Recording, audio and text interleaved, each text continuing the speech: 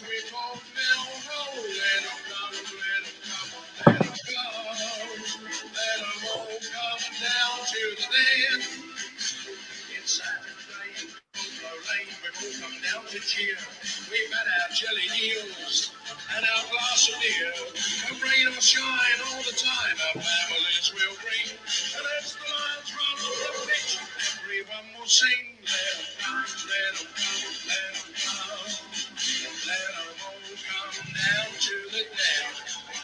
Let them come, let them come, let them come. We'll only have to beat them again. It's the best team in London, no, the best team of all. Everybody knows us, we're called Millwall. Let them come, let them come, let them come. Let them all come down to the den. It's Saturday, the rain, we've had our jelly deals and our glass of beer. Already. We'll shine all the time, our families will bring. And as the lions run on the pitch, everyone will sing. Let them come, let them come, let them come. Let them all come down to the den. Let them come, let them come, let them come. We'll only have to beat them again. It's the best team in London, no, the best team of all. Everybody knows us, we're called Millwall. Let them come, let them come, let them come. Let them all come down to the den. Let them all come down to the den.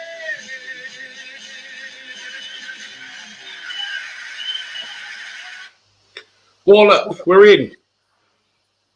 Good evening. We are live. Sorry, just to let you all know before we start, I've already told the boys that I just dropped my laptop. It's not charging and it's doing all sorts of weird shit. So I've got plenty of battery, but tonight might not be as long as it usually is. Maybe not a bad thing, judging by some of the comments.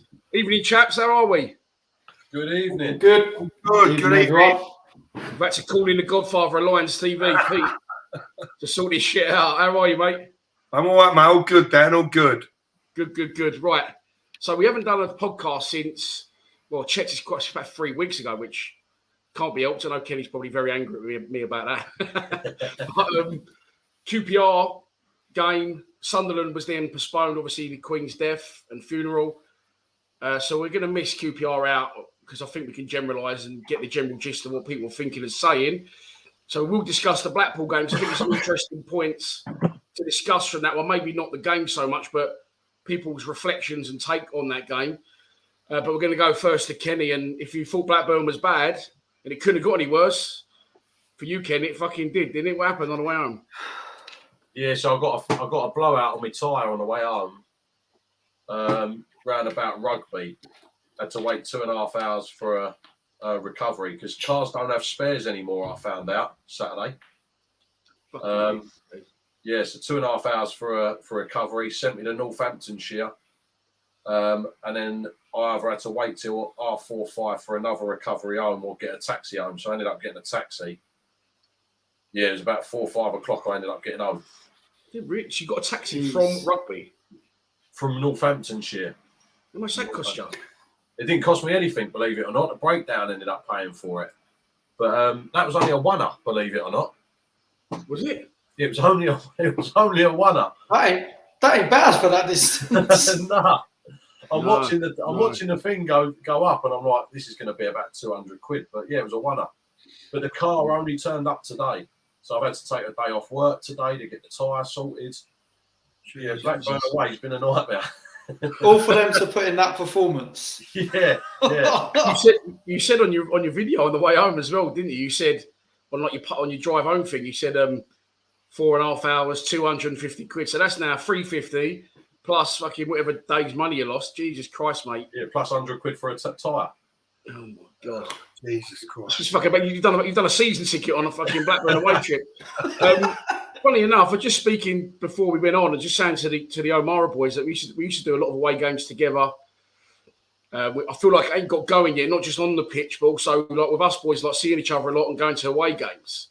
And Pete, you were saying that you've had a lot on like family wise and weddings and stuff. Yeah, like loads of stuff going on. Then, like say, 5 weddings, funerals, all that sort of like taking up your whole weekend. And it always over the last 2 months, isn't it? Yeah, and it always seems to be on an away game, Joe, doesn't it? Never a home game. It's always mainly an away game that affects the travelling. But you know what? I think I've got away with that one, and I really with the performance they put in. Well, I was going to say, on reflection, you're not sitting there gutted thinking, "Fuck me, I've missed some." I mean, we've had some really good away days down the years, boys, haven't we? But you're not sitting there, are you, thinking, "Fucking hell." What do you think, Pete, is as the longest standing Millwall fan on the show here? My mate said to me, he's not really a Mill fan. He said, well, what's the issue? This is Millwall. You should be okay where you are. Look at Middlesbrough today, sacked Chris Wilder. Look at other teams in this position. And I think it's something that you struggle to get across to a neutral. It's just the results for me. We win some, we lose some. I can deal with that. I think with the players we've got, I discussed this today with you on the group chat, boys. It's fine, but it's just the manner of the performances, isn't it? What is it missing, Pete, from a Millwall type team from what you've seen down the years in general? Oh, so to be honest with you, it's over the years we all know we've been served up some right dross, haven't we? Do you know what I mean? It ain't just this year, for example. It's been in the past under certain other managers and things like that. Personally, this time, and like last time when we went through a bad period. And everyone was going, we should never have got rid of Saville. We never got rid of Saville. I mean, we didn't have no choice to get rid of Saville. He had to go because of the money we was getting for him. And I think since then, everyone's like pointing a finger like, it was all because of Saville left when we had that bad run. Yeah. And then we picked up later on in the season. Now, everyone sort of might be banging on there about, Wallace this, Wallace that. Wallace had to go. He's going to sign a new contract. And then, presto, we bring in, was it 5 new players, right? And I just don't think they've found, the players themselves, personally, haven't found their feet. I think some of them are playing at, say, 60%, and I don't think they're giving it all. Also, I think they're all like, they're playing like they're a complete bunch of strangers. They don't know, with the Morrison Gregory situation years ago, they knew what they was doing. The players knew where they was going to go. What they could knock the ball and they know where they're going to be. But with this lot, they don't seem to know what they're doing. When I watched Fleming against Blackpool, I didn't know what Fleming was doing because we had 2 strikers and he was in line with the strikers on the right-hand side. I thought, we've got 3 strikers. I went, no, he's meant to be playing behind the strikers. And they don't seem to know their position. They don't seem to know their positioning.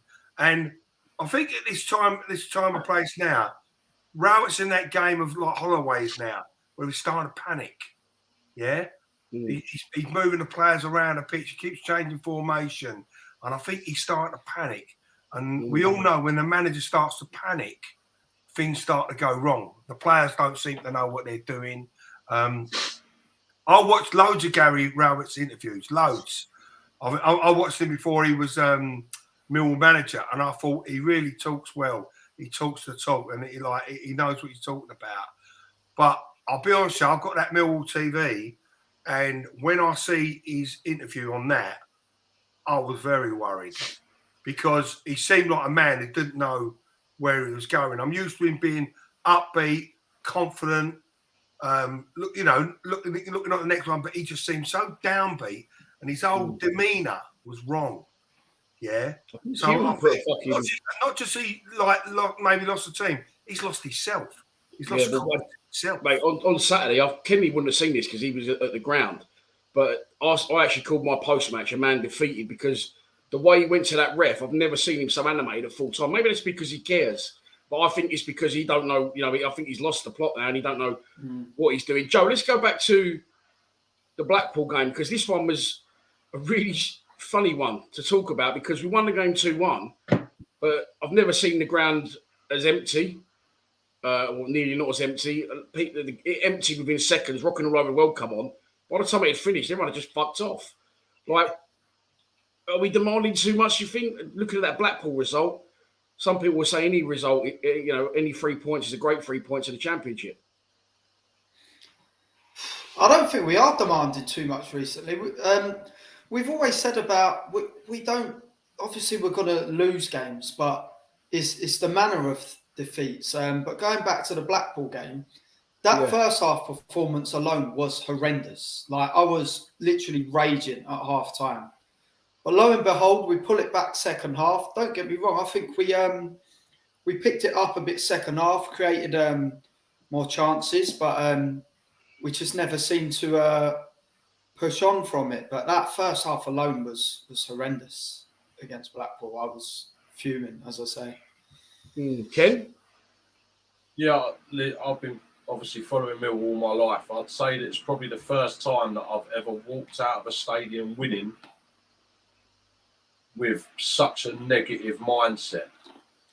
You know, sort of just sitting there thinking, we've papered. It's the same old classic saying, we've papered over the cracks here.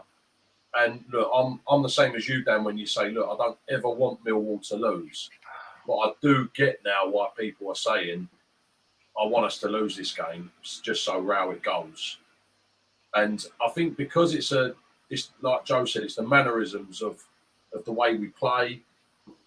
If Blackpool were a decent side, we would have got carved open in that game. We didn't play a decent side, and we just scraped to win. But so, they did carve us something for the goal as well, didn't they? Yeah. It's our defence. Unfortunately, well, I know we're going on a different topic, but they're getting carved open left, right, and centre at the moment. But I've never come away from a game at Blackpool, other than at Blackpool, with a negative mindset after a win. Yeah. It just disappoints me, and it does boil down to maybe I'm old-fashioned, but it's the money spent, the time spent. You know, we all work hard Monday to Friday. We go to Millwall for a bit of a release, and we don't even feel. Well, I don't even feel like I'm getting that, even when we win. Well, wait, it's a fucking. You've done right. You've had a bit of a stinker with a tyre, but done about 500 quid Saturday. You got fucking five kids. You know what I mean? Fucking rent or whatever mortgages to pay. We all have, and it is an entertainment industry, and people, on reflection, not just the games, but also my views that people are not prepared to do it as much anymore. And I think people now have been saying or seeing and saying what me and you have been saying for 3 years. Well, going back to what Pete said, he doesn't feel he's found his best formation or his best team, or maybe he just doesn't know it because he can't unlock a door going forward. That's why I was prepared to say, okay, no, I feel we're in a better position with the players we got. Let's give him time to see if Fleming can get going. Let's see, Honeyman got sent off in the second game. On reflection, though, I did say, but I don't think that will happen. I don't think he will do it. There's been 2 donations, by the way. Stephen Ball, thank you very much, mate, for your donation. And Christian Bastianelli over there in Belgium. Cheers, boys. Thank you very much. But yes, it's a very, very strange one. I don't know. I don't really know what to say. I mean, I don't think he can save it, but I don't think he's going to go. I don't know. Listen, you boys just have a chat. We're a little bit more off the cuff tonight and talk about particular games. I just think, Dan, if you looked, let's be honest, right? We was more than at the end of last season. We've just like missed out on the playoffs and all that. And if we're all going to be honest, I think I said in my interview in the season to Belton, give us a bit of money, give us a little bit to invest in the club and push us on. And come on, I think we was all happy with the signings. Yeah. We was all. I was more than that. I was over the moon. You know, then I know you see them clips and they're a bit false, aren't they, about getting the goals and all that. But from what I'll gather, I speak to other people and they're saying, "Oh, you made some good signings there."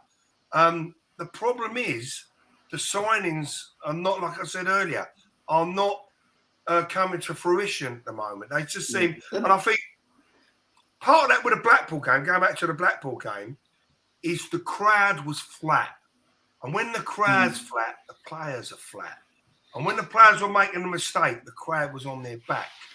So, I was going to say, the players at the minute seem too scared to make a mistake. Yeah. And I'd say a major thing I thought about earlier is what we're seeing is I think the players' confidence levels at the minute are just shot to bits. Yeah. Because we just don't look like a team playing together. Everyone's scared to make a mistake. Yeah. And as Kenny's mentioned before, I'd say we've got good players on paper. Like some of the signings we've made, as you said, we're really happy with in the summer. I'm thinking we've got a fairly decent squad. We've got the players there to be pushing higher. But I just think there's no togetherness, no cohesion at the minute. And I literally think that the confidence levels just seem so low from the performances I see. We've not got... How many players could you say we've got individually that can actually beat a player? We don't see no one barely try and take on a player, other than the only one, Tyler Bury. And maybe Styles. But an interesting one, I'm just going to play devil's advocate here because, I said, people saying we got the players, and I've said people got overexcited, in my opinion, about the recruitment, right? I'm going to be honest with you, in the structure of what we pay in relation to the Championship, I think we've got the best of what we've got, but I don't think the players that we have got, I personally, and we're going to debate, it's open for debate in the comments and with the boys on the panel. Honeyman, all right, Championship player, but he's only played for Hull. He's not a fucking well beater. And I'm not slagging our club off or Honeyman. Styles, he looks good, but he's come from Barnsley. We haven't bought him for 3-4 million like other clubs do in the Championship. Fleming, 1.7 million. All right, that's our record signing. It's a pittance. I think we could get more out of the players in terms of being a Millwall type side and attacking teams and taking its teams and being aggressive. But actual quality, and I'll name some players, and I like some of the players and not so much others. Bradshaw, Afobe, Murray Wallace, Scott Malone, Charlie fucking Creswell. George Saville is not the player he used to be. I don't think that's a top 6 challenging side. I don't even think that's a top 10 challenging side. Can you disagree with that, don't you? Yeah, so on there's 2 points there. So on the first part, you can say, look, these players, Styles comes from Barnsley, etc. Well, Lee Gregory come from Halifax Town. True. Plied his trade in League One really well. Done all right in the Championship. Might have just been a little bit too high up for him. So we've got to take these chances with players. And sometimes it's not about ability. It's about what they've got inside. Because we know we're not expecting a Cristiano Ronaldo. Here he is. We're not expecting a Cristiano Ronaldo to turn up. Or who was that, like Kieran? Yeah.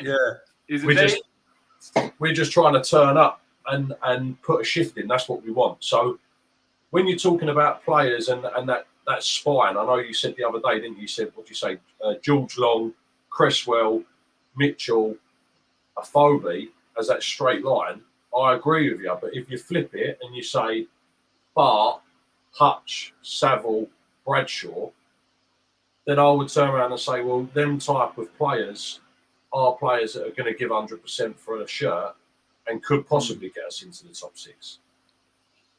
Yeah, I agree. What do you think, Pete? Do you think, kid, pull up a seat if you want? What do you boys think about top 6 in the O'Mara household?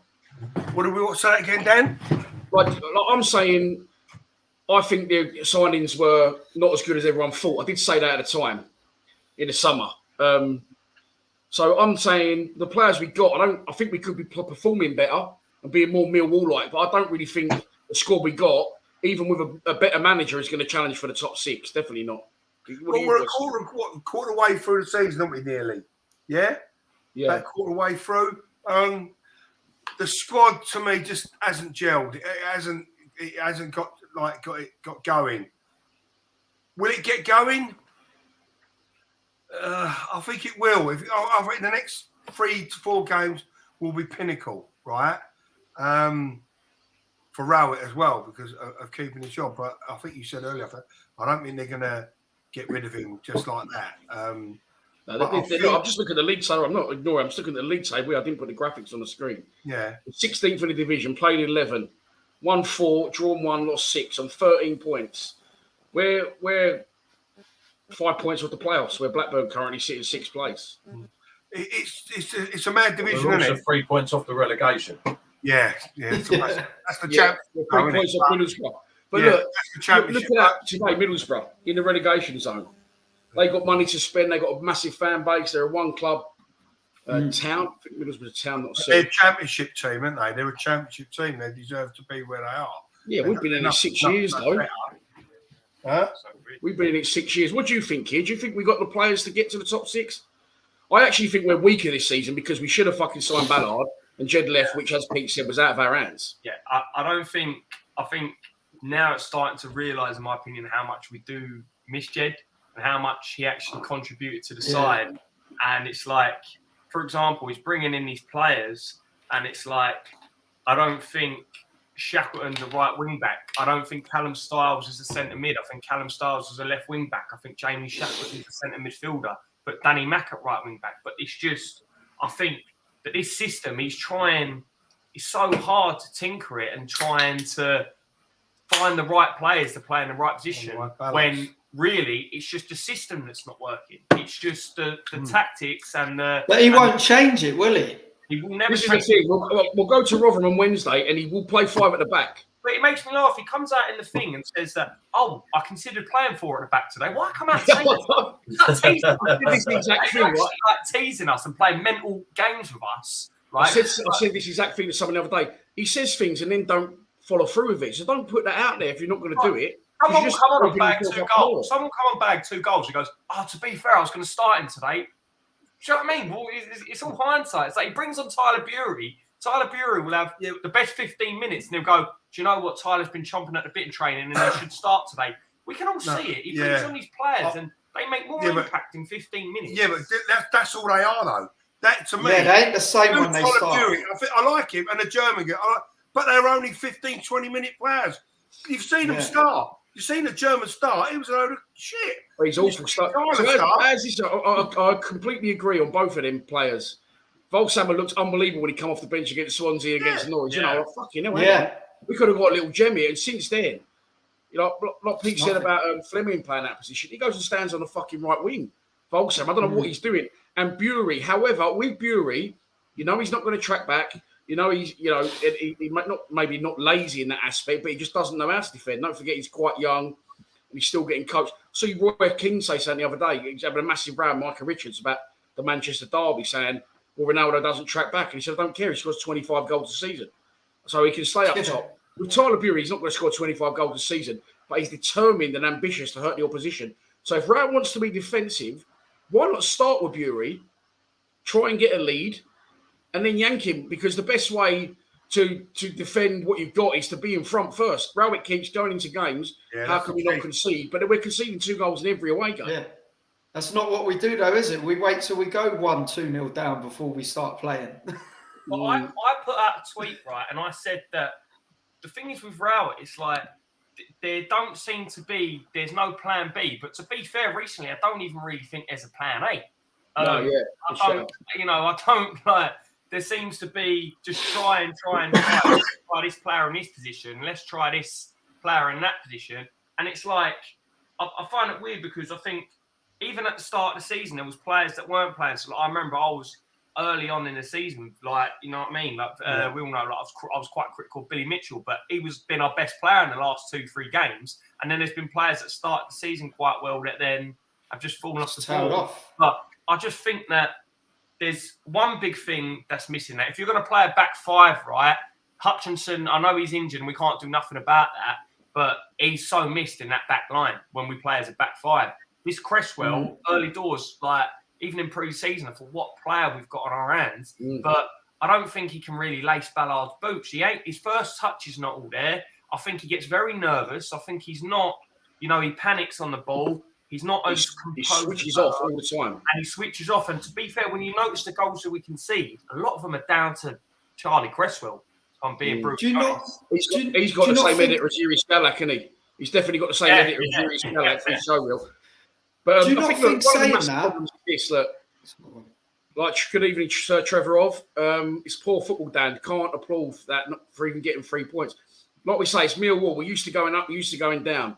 We're used to winning games. We're used to losing games. It's just, what is it? It's tough to we know what it is, but it's tough to explain to maybe an outsider looking in.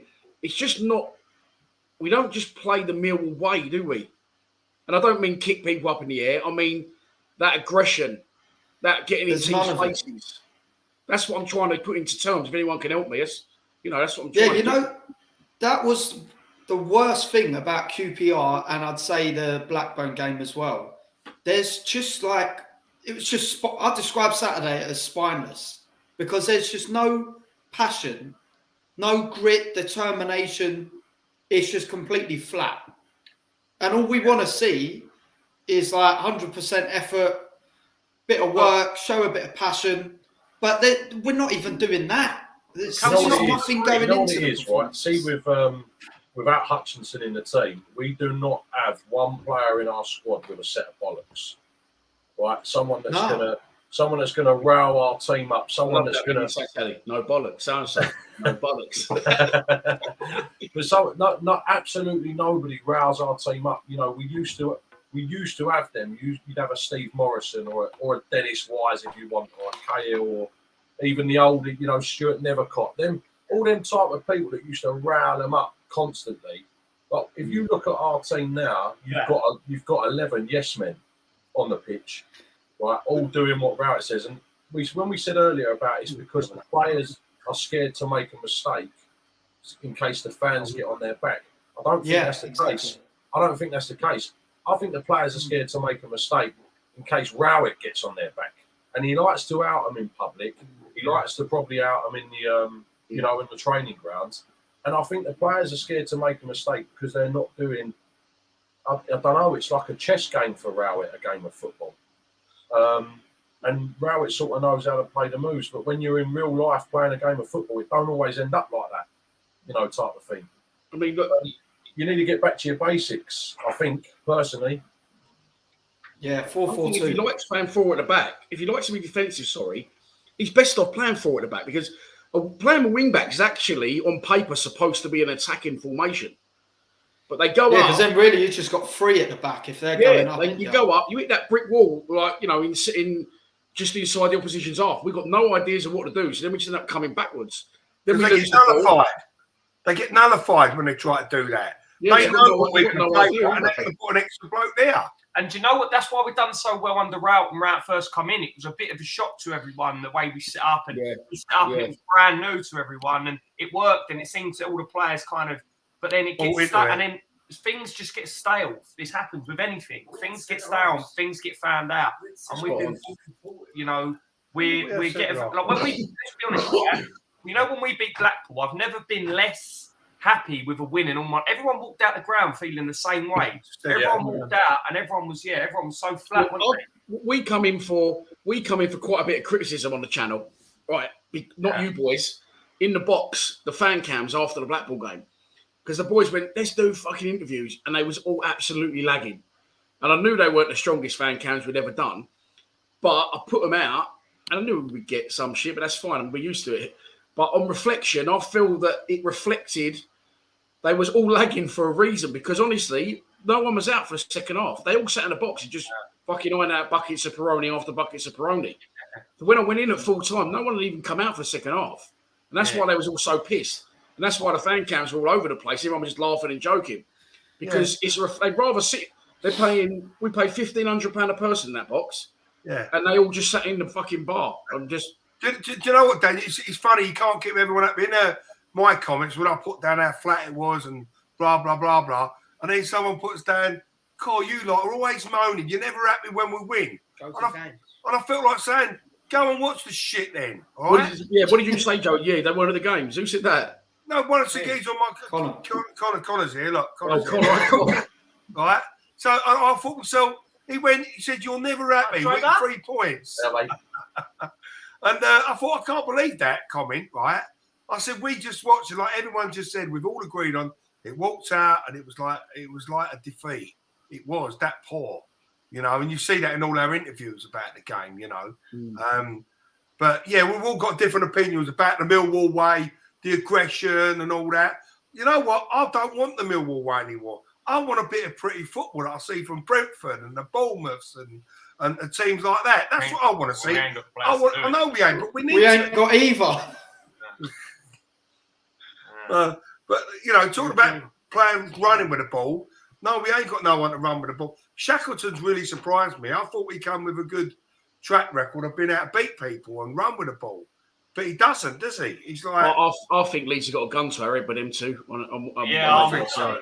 I'm not a fan. Yeah, but do you know what the funniest thing in pre-season? Speaks to some Leeds fans on holidays and stuff, and they've said. Like that Shackleton and Cresswell are quality players. They started a few games for us in the Premier League last season. You've got 2 really great players on your hand, but Yeah. I've seen the total opposite. Yeah. Maybe they're agents in disguise, blimey. It's a fuck. I mean, look, I keep going back to. I go back to this all the time. Must be like a fucking broken record, but I still don't think it was as bad as it was 2 years ago. I do think we've progressed, but I'm starting to think I've turned slightly now since Saturday because you can't keep losing away games. Conceded 2 goals in every away game. Swansea was a freak. So we've got 1 point. Is that right from fucking 5 away games?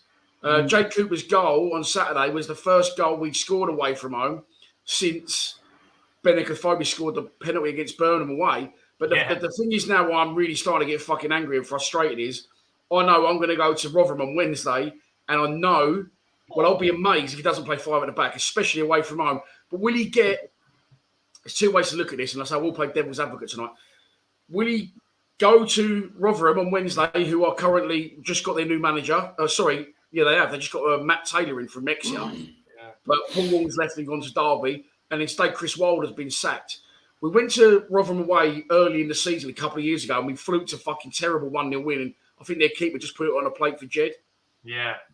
When Rowett's really under it, he just somehow, and credit to him, whether it's tactical or luck or a bit of both, he manages to scrape a fucking result. Is it likely we'll go to fucking Rotherham on Wednesday? No. Go on then. I think we're losing that. Yeah, we're losing. We're not. The team. I think we'll get a 0-0 draw. 0-0 draw. Oh, please don't tell me that. No, I can't see it. I know we keep going up and we don't expect them. We get a win and we're all upbeat, and then we could possibly beat Middlesbrough on Saturday. It all changes, isn't it? If we won them 2 games, come Sunday, we'll be looking at top 6 again, won't we? As much as I've always stuck up trying to hold on to Rowett and stick up for him so many times, just let him time to bed in. But I think Kenny's right at times when he says that when he does get a win, it paints over a lot of cracks. That famous word. Yeah, it does paint over. Does it paint over cracks? I do like that saying, and we all use it. And I'm not saying you're right or wrong.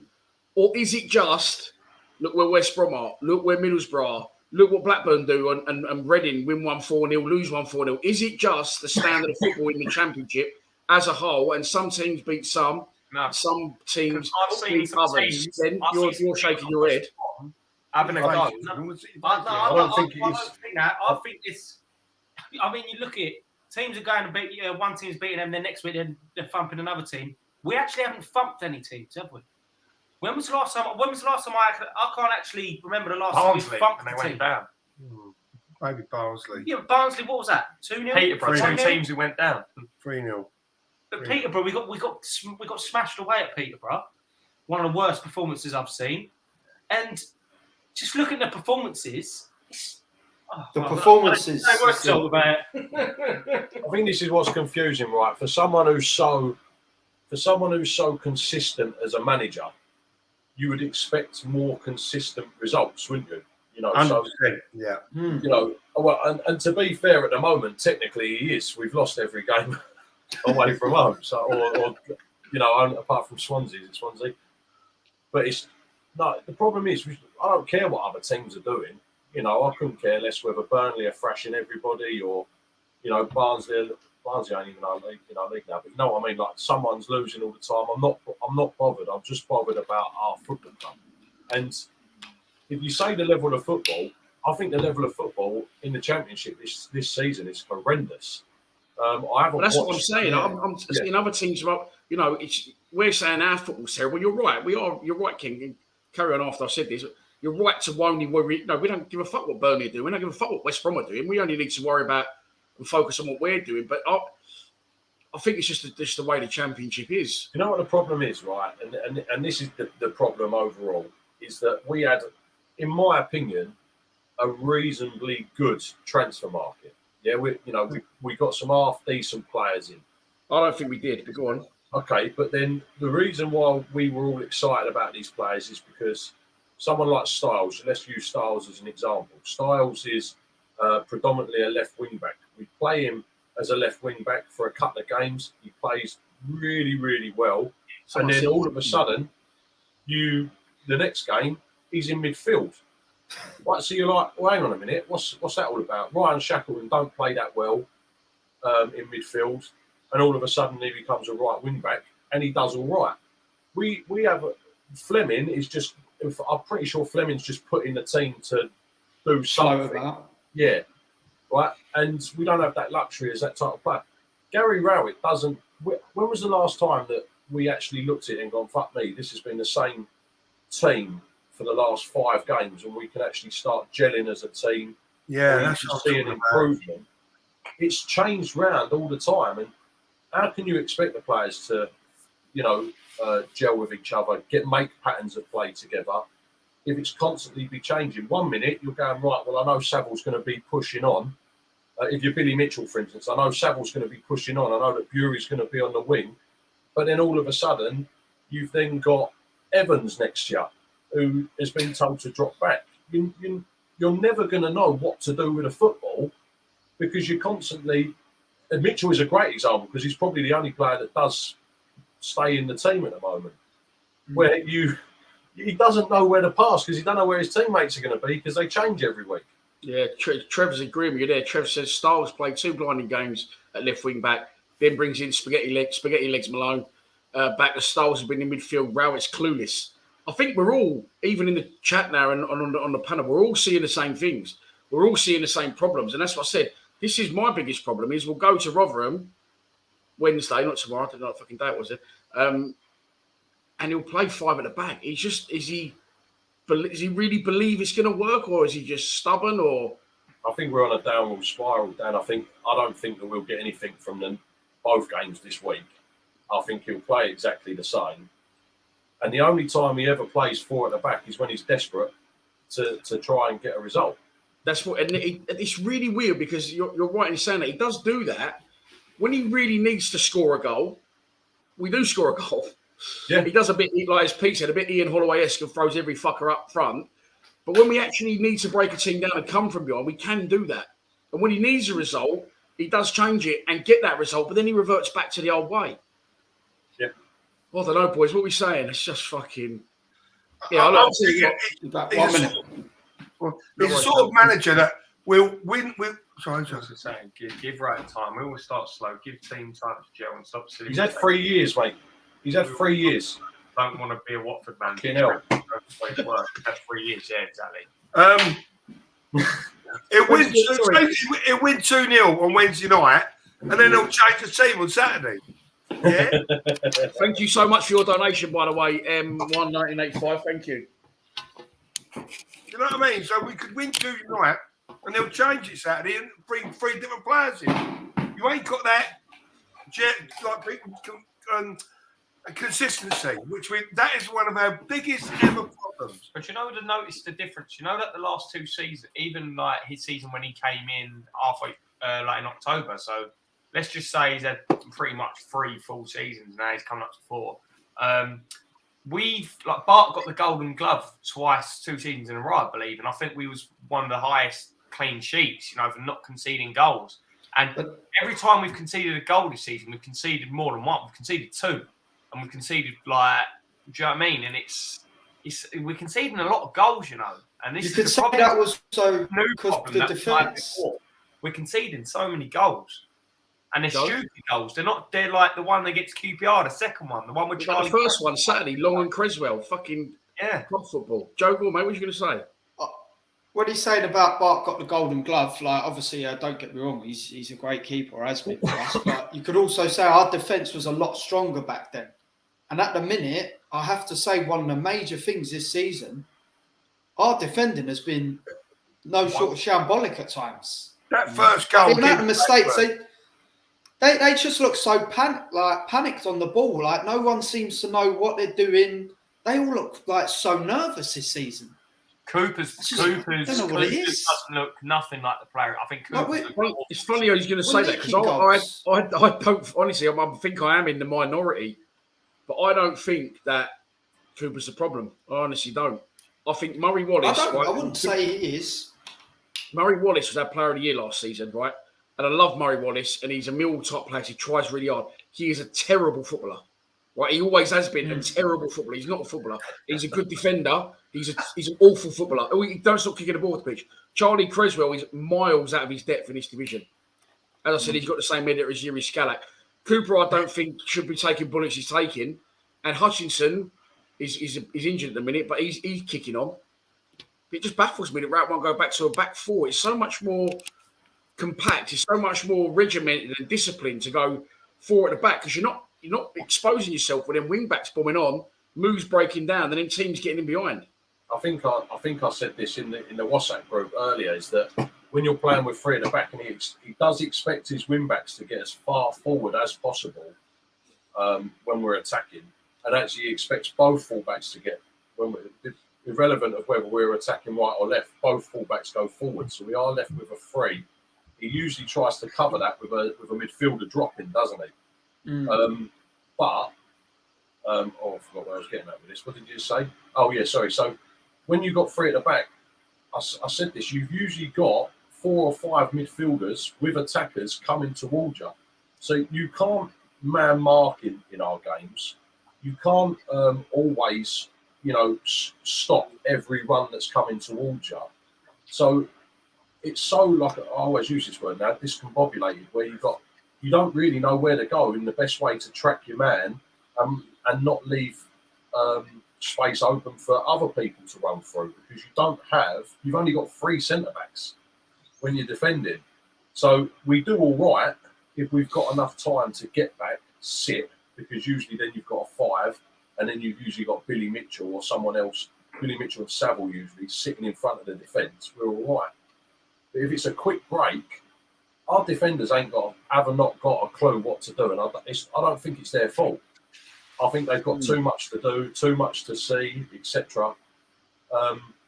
Connor says he thinks that he's lost the dressing room. Players look like they are fed up of him. And like Pete said, it feels like, I think one of you said, it just seems like a downward spiral now. But we beat Rotherham. If we beat Rotherham, then we'll only be papering over the cracks, Dan. But I do agree. I'm just playing devil's advocate. Or do we need to look at, as I already said, the budget we're on, the players we've signed? There's arguments in the comments, and Kenny says this to me all the time. Look at Luton. You know what I mean? Look at what they've managed to do. You know about the whole budget thing. Don't get me wrong. I've been guilty of saying it myself, saying, "Oh, we've got one of the lowest budgets in the league." Blah blah. But now I'm starting to turn the other way, because you can use the examples of Luton, what they've done last season. You look at that time, and I'm going years back, when Blackpool went up to the Premier League with Holloway. Did they have a big budget? And you can also reverse it, look at it on the other side, where you can say some of these teams in the league have got much bigger budgets than us, are spending millions on players, the likes of West Brom, Middlesbrough. And look what they are. Look where they are. So I don't really know about this whole budget thing anymore. Well, Joe, just look at the teams that have been in the Premiership then, right? Look at it. We just said Connor Barnsley been in the Premiership. They got the playoffs a couple of years ago. You're talking about 20 years ago. But they got the playoffs 2 years ago, didn't they, Barnsley? They got the playoffs. You got Burnley, right? 7-side club. Queen's Park Rangers. Brentford. Who else is up there? Brentford and who else is up there? A lower league club. Fulham. Bournemouth, right? Yeah. They're small fan bases. This is my argument. This is what I'm trying to say. I think we're punching miles above our station here. No, Dan said, Ian Holloway said when we played Brentford years ago, we're 5 years behind them. Well, let us know in the comments, but I'm going to say this. As long as we've got an eye on our arse, the group of players we got are never in a million years, even with fucking Pep Guardiola in charge, anywhere near competing for the top 6. Never in a million years. Promotion, got more chance of getting struck by lightning, but the group of players we got, I'm sorry. I don't like Rowett, and I'll be the first one to slag him off. The players we got as a squad are absolutely miles off, even with Klopp and Guardiola as assistant, in my opinion, competing for the top. Dan, I reckon. I've got to argue with you on that. No, it's good. Let me know. Well. So I think that if we played, let's say we played a 4-3-1-2, right? 4 at the back, and then we played 3 in the middle. Say Mitchell, Saville, and someone else. I don't know. Played Fleming in his 10, and you had. Listen, I don't like a Phobie, but put a Phobie and Bradshaw up there together as well. seeming that their partnership was out of this world. Their friendship, by the way, looks out of this world as well, all on social media, cuddling each other, kissing each other, whatever else they're doing. Right? I would safely turn around and say to you, we'd go to Rotherham, we'd beat them, we'd come back to the Den on Saturday night against Middlesbrough, we'd beat them, and then all of a sudden everyone would be turning around and going, hang on a minute, right, this is the formation that we should be playing, these are the players that we should be playing, and everything looks a lot more hopeful. If we done that. However, the only person that can't see that is Mr. Rowett, and unfortunately he's the one who's in charge. We're going to continue playing 5 at the back as all the time that Rowett's got an hole in his arsehole. Yeah. And he will, fortunately, be the demise of his own managerial career. Yeah, I'm just looking at all these comments, and maybe I haven't explained myself properly, but like I said, it's open for debate. That's why we're here. A lot of people not agree with me in the comments saying it's the manager. I agree it's the manager, right? I don't want him in charge. I never fucking did. I feel from a fan perspective and even from the channel is treading water a bit in terms of we're always looking for new ideas and new shows, but we don't get the memories under Rowett that we did under Harris. I'm not saying we wouldn't improve with another manager. I'm saying even with another manager, with the players we got currently, we could never get promoted. We could never be a Bournemouth. We could never be... We would disagree. I would say, okay, because myself included and all of us on here slag the players constantly. So if people don't agree with me, what players have we got that are good enough to what players have we got that could play in a top championship side? Afobe, no. Bradshaw, no. Fucking Malone, no. Shackleton, no. McNamara, maybe. Billy Mitchell, maybe. Saville, no. Evans, no. Styles, no. Cooper, maybe. Hutchinson, too old. Murray Wallace never. But Dan, this is. Dan, we're talking about a team here that beat Bournemouth in the FA Cup, Watford in the FA Cup, and then the champions of England in the FA Cup. That was under Neil Harris, though. With different This is what I'm saying. This is what Millwall's all about. You know that anyway. But that's what Millwall is about. A load of players that aren't that good ability-wise, but come together as a team. Good point. The aggression, the want to wear the shirt, right, and go out and try as hard as they can. We didn't beat Leicester, the champions of England, because we were better than them ability-wise. We beat them because we wanted it more, right? And I'm actually going to clip that up and put it on social media because it's a really good point. However, I will say we had Morrison, we had Gregory, Sean Williams, we had Did we have Tom Saville in? I don't think. We had Jeb Wallace, we had a young Jake Cooper, he actually got sent off against Leicester, didn't he? But I think the players we got.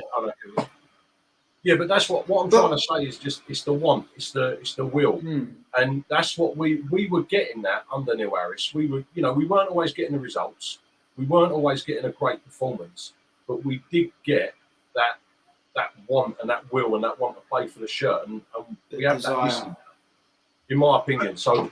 Yeah. I think if we had that, we could beat every single team in this championship. You know what I'd say? I've got a point quickly. You say about we can't dream of top 6 with this set of players, but we weren't too far off it last season. But what I can't decide on, I do think we are missing Jed, but you can't just say we're just a one-man team with him.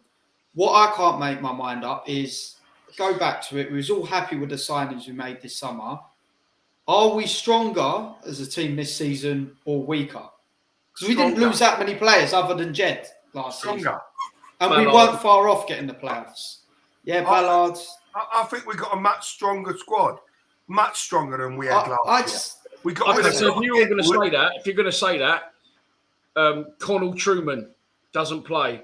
Shackleton, Creswell, Honeyman, Styles, Fleming, Afobe re-signed. Am I missing anyone? Afobe was in last season. Which of those players has... I'm just asking the question. Which of those players has made us a stronger side? None at the moment. None of them. They've not performed to their full ability. I'm telling you now.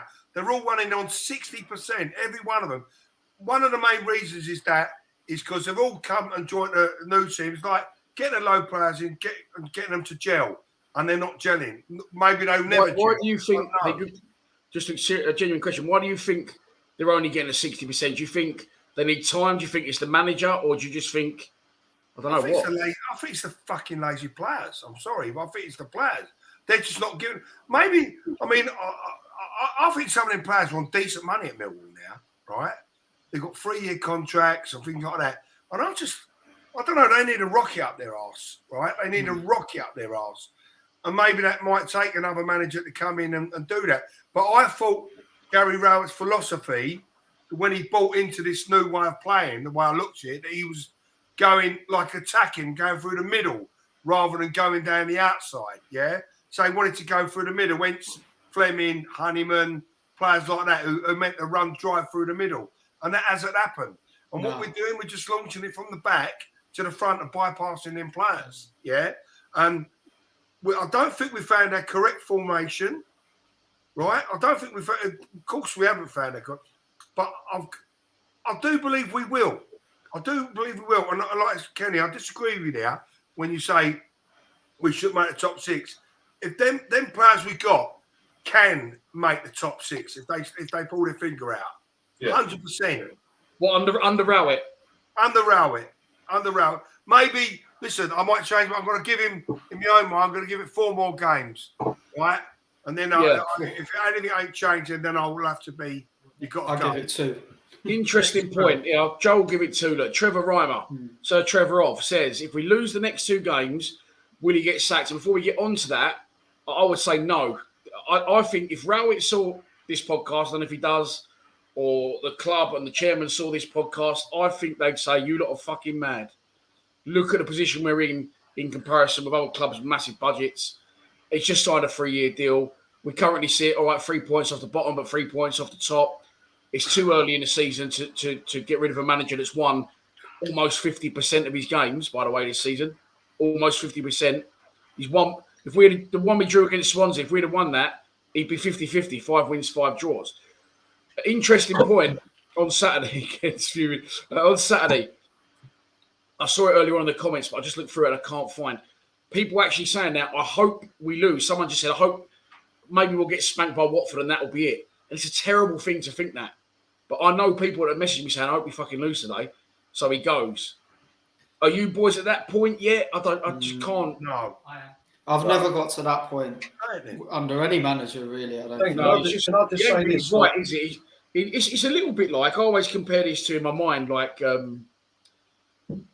being on the picket line. You know, some people will strike and others won't. And some people, you know, in a job, it's a bit like that. Isn't it? Well, I'm not going until he's gone, or I hope we lose now until he's gone. It's not like they really want our club to lose. It's because they care and they think that's the only consequence that will result in that.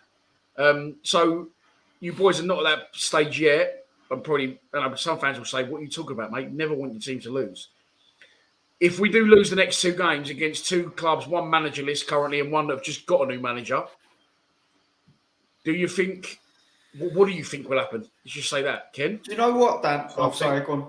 I think just going on to that about people saying, will you get sacked? And the board are looking at it going, we're out of our minds. Well, I think they're blindsided to a particular point, because the whole point of creating a football team is to get revenue through the door, which is by having fans come through the turnstiles to be entertained and have a great time. You know, you wouldn't build a cinema if people don't want to watch the films. That cinema's not going to last very long. And then all of a sudden, people now don't want to go to Millwall. You know, the O'Maras haven't been. I know you've had commitments, but I bet you weren't that bothered. You know, other than previous years, do you know what I mean? When you'd be gutted that you was missing a game, it might be a bit, it is what it is. But so, look, the long and short of it is if you keep playing shitty football and you keep not entertaining the fans are going to keep not coming. And like I said in my video on Saturday, that was the first away game I've ever been to on a Saturday where the Millwall faithful just didn't look interested in any way, shape or form. Honestly, it was so sad to see, because no one gave a shit. No one wanted to sing. Blackburn had about 20 17-year-olds giving it to them with some Doris with a drum, right? No one wanted to know. People were going, Millwall get battered everywhere they go, and everyone just stayed silent. It was like a mall. When did you ever see that? What was you going to say, Joe? Oh, sorry. Yeah, these next 2 games are pivotal for me, but I have to allude to the fact that a lot of it is down to performances. Like we've mentioned it before, if you get beat and we put in a good performance and we're just a little bit unlucky, you'd say fair enough, or we was beaten by a better team. There's been so many games this season, go to the QPR game, that's one that stands out, but other games as well, where we've got beat, and I thought we weren't beaten by a better team. That team's been like terrible as well, but we've still lost the game, and it's just the manner of the defeats and the performances. Like if it's 2 more gutless performances in a row, Wednesday and Friday, draw, lose, if the performances are that bad and there's no passion, then I will have completely turned and say yes, a go. But it all depends on. Nil-nil. I think it'll be 0-0 Wednesday. The danger of Rotherham is, all right, they've just lost their manager, Paul Warne, who's dropped down the division to go to Derby. But they weren't playing that bad though, were they? They're turning teams over 2-3-0 at home. I think it'll be 0-0. Charlie's going Wednesday. And listen, I know Charlie's a mate of mine. No one loves fucking Millwall more than he does. He's like, invests fucking everything, takes both his kids every away game. And he's saying, I'm going Wednesday and I hope we get battered. The thing is, if people are thinking that, I do understand why. And the reason, I mean, when you look at that comment, it's actually crazy. But at the same time, it makes perfect sense because you care so much about the club that you're prepared to spend 250 fucking quid and maybe have a day off work or go to work off the back of 3 hours sleep by the time you go home from Rotherham, just in the interest of the bigger picture of the club. Do you know what I mean? It's a shame it's come to this, especially on today. People saying in the comments, I forgot, yes, 137 years since the club started. And under Rowett, as I said, people may be saying from outsiders looking in, what's your problem? If we get a result against Rotherham, we're back in the top 10. It's just not the Millwall watermark. It's not the Millwall DNA, is it, to perform? We're not saying, well, we need to play the Millwall way, and the Millwall way is popping teams and winning 5-0 every week. It's just something is just not right with him in charge. And I've said it. I didn't want him in the first place. And I said that. I said why. Do you know why people revert back to this Millwall way? Because I know, Pete, you said, I don't like it. Is Gary Rowett, for a little while, brought an idea to the table, to the Millwall fans, to Millwall Football Club, that he was going to play a different style of football. And we all bought into it. We all bought into it and went, yeah, let's take on board this new way of football. Well, like Kieran said, he did work at first. I remember doing a post-match saying we had 3 centre-backs, then we had 2 people in front of that, then 2 midfielders, and then 2 wide people in front of that, and it did work. But this is what you need to have. Yeah, this is what you need to have.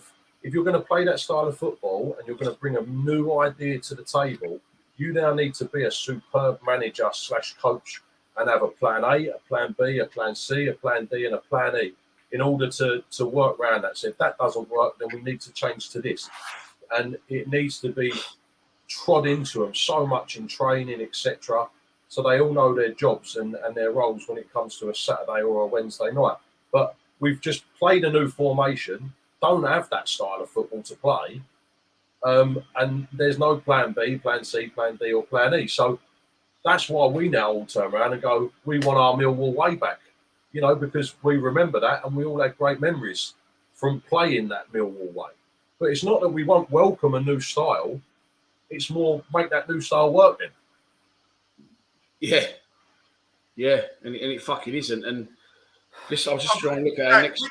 When you go back to when Rowett first come in, and as we was harping on, going, oh, it's the Rowett effect because we was winning game after game after game.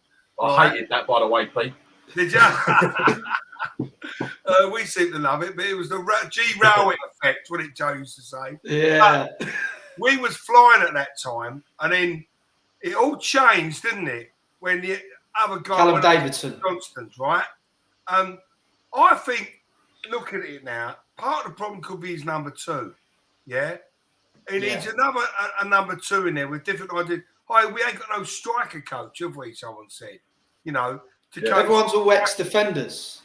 Sorry, They're all ex-defenders, isn't they? So why, you know, if you could bring a second man in, like a striking coach or something, a bit more with a bit a forward-thinking momentum, like mentality, and because at the moment we are all surrounded by defensive coaches, all of them. There's not one forward-thinking coach or part of staff in the Mill club. Well, Kevin Nugent was a striker, but he's under 23's coach. I see people putting him up for the job earlier, and look, that's not the answer. But I think, on what you're saying, is I think, although I've said, you know, I think the players we got aren't fantastic. I think they could do better with a different manager. Well, I still don't think they'll get anywhere near where a lot of people think they will.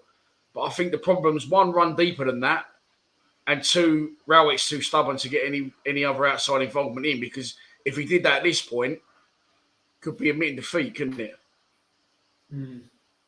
I just think it boils down to, you know, where the players are playing. I'm pretty sure before he bought Fleming, you know, he went, right, I need a good, solid playmaker in a 10 position, right? Yeah. And that's what we got to look for. We went and bought Fleming and then played him somewhere else. We need a new left wing back. You know, and so we went and got Styles, and then he started playing him somewhere else. We need some help in midfield. Got Shackleton. He played him somewhere else. Like it does seem a common theme. What he says and what he does are two different things. Yeah, Kieran said that earlier. It does seem a common theme, Ken, doesn't it, in playing people out of position? Yeah.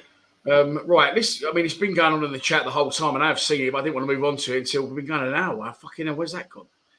People saying about replacements, and we did discuss this earlier on our WhatsApp group. I think, well, look, the outcomes are 3 outcomes. He leaves and goes to another club.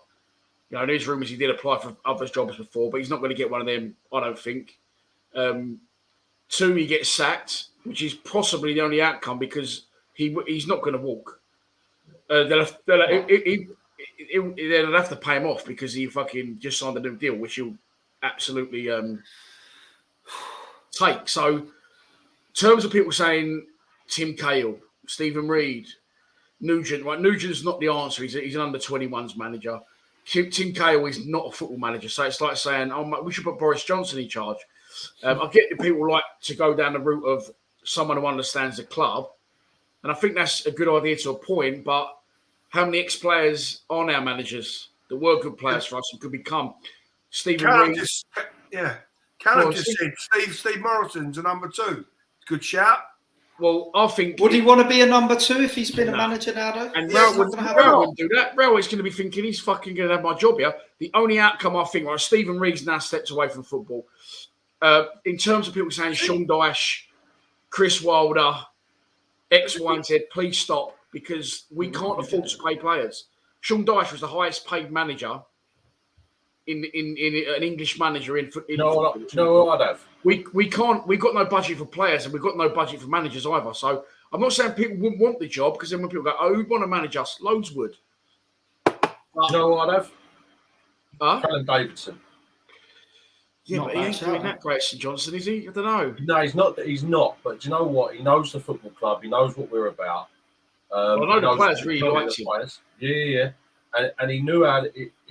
Well, it's obvious. He knew how to get the best out of the players. And I think he was a lot more involved than what people think he was, to be honest. Yeah. People are throwing names in the hat. Charles is saying Callum Davidson. I know the players really respected him and were disappointed when he left. I mean, look, this, Chris, no disrespect, it's a fantastic idea, but it's Roy the Rover shit, isn't it? It's never going to happen. Harris is currently struggling as Gillingham manager. I think, if anything, and Rowett was to get sacked or leave for whichever reason, I think they would turn to Steve Morrison. But the fucking, someone saying Steve Cooper is a fucking manager and not in a Forest. The Chris Wilder's in this world. The Sean Dyche's in this world. It's never going to happen. We can't afford the manager's wages. His wages, I think, are $4 million a year. Sean Dyche. Yeah. And look at the Premier League experience Dyche has had now with Burnley. I don't think we can attract a manager of that ilk now. Listen, when we need a manager before, give it to the chairman when we wanted that manager after when everyone wanted Holloway. When I did. I was buzzing when we went. I wanted Holloway. And then what happened after Howe's gone? He's gone out. He's got the best manager available to us out there in Rowett. I know some people's gone about out, and look how that turned out, though. But I think the 2 times when we go calling for a manager, our club don't let us down. They get us the best one, but it don't work out, obviously, sometimes. But whatever happens to Rowett, I know that Millwall, as a club, will go out and get one of the top boys they can out there, and that'd be 100%. I think Rowett will walk. I believe Sean Dyche will come to Millwall. I think he'll walk. I think he'll walk, and I'll tell you why. The Middlesbrough job's just come up. I'm pretty sure at some point West Brom job's going to come up, right? And I think he'll look at that and go, with that West Brom team, I can do something with them. He won't walk. Would they want him? No, he won't walk. There's no way, because he just signed the deal. He walks, he loses all that money. 3 years dough on probably what, 15 grand a week. Yeah, but if he's at West Brom, he'll be getting 20. If West Brom approach Millwall for his services, that's a different kettle of fish. Yeah, if he walks away from 3 years dough, and #pay me, no one's going to be doing that. But he's going to get another 3-year deal at West Brom, for instance. Do you know what I mean? If West Brom approach us for him, that's fine. But I don't think that's going to happen in a million years.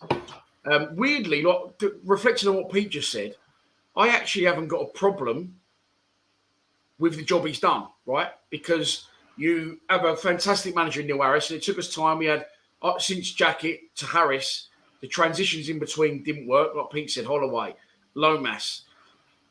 And a lot of times, I say this quite a lot, at a football club, you'll have a manager, you'll switch manager, and the reason you switch manager is because you're not doing very well, and you go boom, and then you've got to try and find the right formula and the right manager. As a stopgap manager who can steady a ship, even though our ship wasn't sinking, I ain't got a problem with what Rowett's done. You know, he's kept us in the Championship for those 2-3 seasons now, but he's never going to take us to that next level. So I haven't got a problem with the job he's done, but and even with a new manager, without investment from maybe Husky, I don't think we're going to go to that next level. It's so fucking boring that I've just got, all right, you've done all right for us, mate. Thanks very much. Now you can fuck off. Yeah. We can get a little bit of aggression and tenaciousness back. There's a name thrown in that no one has. Alex Ray, of course, assistant to Paul Ince. And I told people at the start of the season saying Reading were going to get relegated. Tony Ward, the goalkeeper coach, Alex Ray, the assistant, and Paul Ince, the manager. They are not the type of people that are going to foul. Do you know what I mean? Mm. Alex Ray's got a lot of experience as a number 2, never been a number 1. Would he want it? I don't know, but I think they will go down the ex-player route. But you said you think they'll go after the best person available. Yeah, and I wouldn't pass Millwall. I think we could attract someone with what's his name? I just said what's his name? Sean Dyche. Everyone's Sean Dyche. I think we could attract. Think we could? I think 100%. We got that new chairman on board, right? He's obviously going to punt some money into the club. Who? We got another chip like he's invested in Millwall, wasn't he? Another one on the board, right? Another American, right? And with Husky and Berylson and the future generation, I think we can go high end. But then you got to look at Dyche's style of play. He's a 4-4-2, isn't he? I think that's what we should revert back to. We wouldn't be able to afford his wages, Dyche. Yeah, but he'll take he's a millionaire, Dan. He don't need all the wages. He'll take X amount a week. Do you know what I mean? Just to get himself back out there. No, he doesn't need any money. He don't need any money, but he want it. Huh? So I know he doesn't need the money, Dyche, but they still want it. If you're used to earning 40 grand a week, you ain't going to go there 4 and not going on 10. I think if Dyche wanted to be in the Championship, he would have stayed with Burnley. They got sacked, didn't he? But did he? Sorry. Yeah, but people saying Gary O'Neill. Anyone know anything? He's the old winger for Portsmouth, isn't he? Yeah, play for West Ham as well. A few teams, didn't he? But a lot of people saying, I mean, look, here's a name afterwards in that early doors. Because honestly, we're not going to get a big name manager. It just won't happen. I think they'll go down the route. Okay, so what do you think will happen, Joe and Ken? If Pete thinks that it might be a bit ambitious of a manager and get the best available, I think he'll go straight to Steve Morrison. No. Yeah, I think he would. I think he'll go straight. It's the obvious choice. I'm sorry, I'm not saying that he's the right choice, but I'll tell you what, if we come Christmas and Rowett goes, I wouldn't have a problem with having Steve Morrison till the end of the season. But I don't think he's the guy to push us forward. I think he has that bollocks about him that we need. But look, I don't think he's had one season. Is it not even one season in the Championship as a manager? And he didn't do very well. There you go. Yeah, so Morrison got sacked by Cardiff, who are arguably worse than us. Why take it? Exactly. But I understand why he got sacked by Cardiff, but I think Cardiff's expectations are bigger than ours. He got 12 new players in, and I'll be honest, Joe, they did look shit when they come to the den, didn't they? But I just think I do think, although it could be quite caveman and fucking we're Millwall, we play with a Millwall way. I do honestly think that someone like Morrison would get more out of a Millwall team than a neutral manager may would. And I think that I saw him on Sky Morrison, and he said, this and that, and I've got 12 new players in. I thought he actually tried to play at the back, didn't he? Trying to play the right way. And I think given the time, I think Morrison would be very similar in results to Rowett. However, just the controversy he had as a player for us, and fuck off and all that, and get off the pitch. Like, it was a love-hate with Morrison. I think you get that excitement back and that Millwall factor about it. Although, again, with these players personally, I still don't think we go any higher. No. You see, I agree with what my dad's saying about a couple of times where we've wanted managers, like the whole Holloway thing, and we thought, we won't get him, and they did. And then a lot of us wanted Rowett at the time, fairly experienced Championship manager. And we thought, might not get him, and they still did. I know a lot of people wanted him. But I think the likes of Dyche, I think he's just had too many seasons in the Premier League now for us to attract him to get him. I think people are dreaming if they think we'll get him. Well, of course, boys, as well. We're talking about something at the minute. Absolutely, we've wasted probably half an hour on something that absolutely isn't happening. Yeah. I was just going to say that. We're talking about another manager. We're talking about he's gone and it's on Bet365. Right, I'm going to ask each one of you, how does this end? How does this play out with Rowett? Does he turn it round? Does he take us up the table and everyone goes, just a G Rowett masterclass? Mm-hmm. Or does he get sacked? Does he walk on, Pete? Right. In my opinion, as an experienced Mill fan, been through it all, highs and the lows. I believe he's going to turn it around. Okay. And I think we'll go on the players will gel. We'll go on a run, and we'll be touching on the playoff doors like we did last year, right? And going back to the last 3 years, you're saying about Rowett, we've never once been in trouble with relegation under Rowett.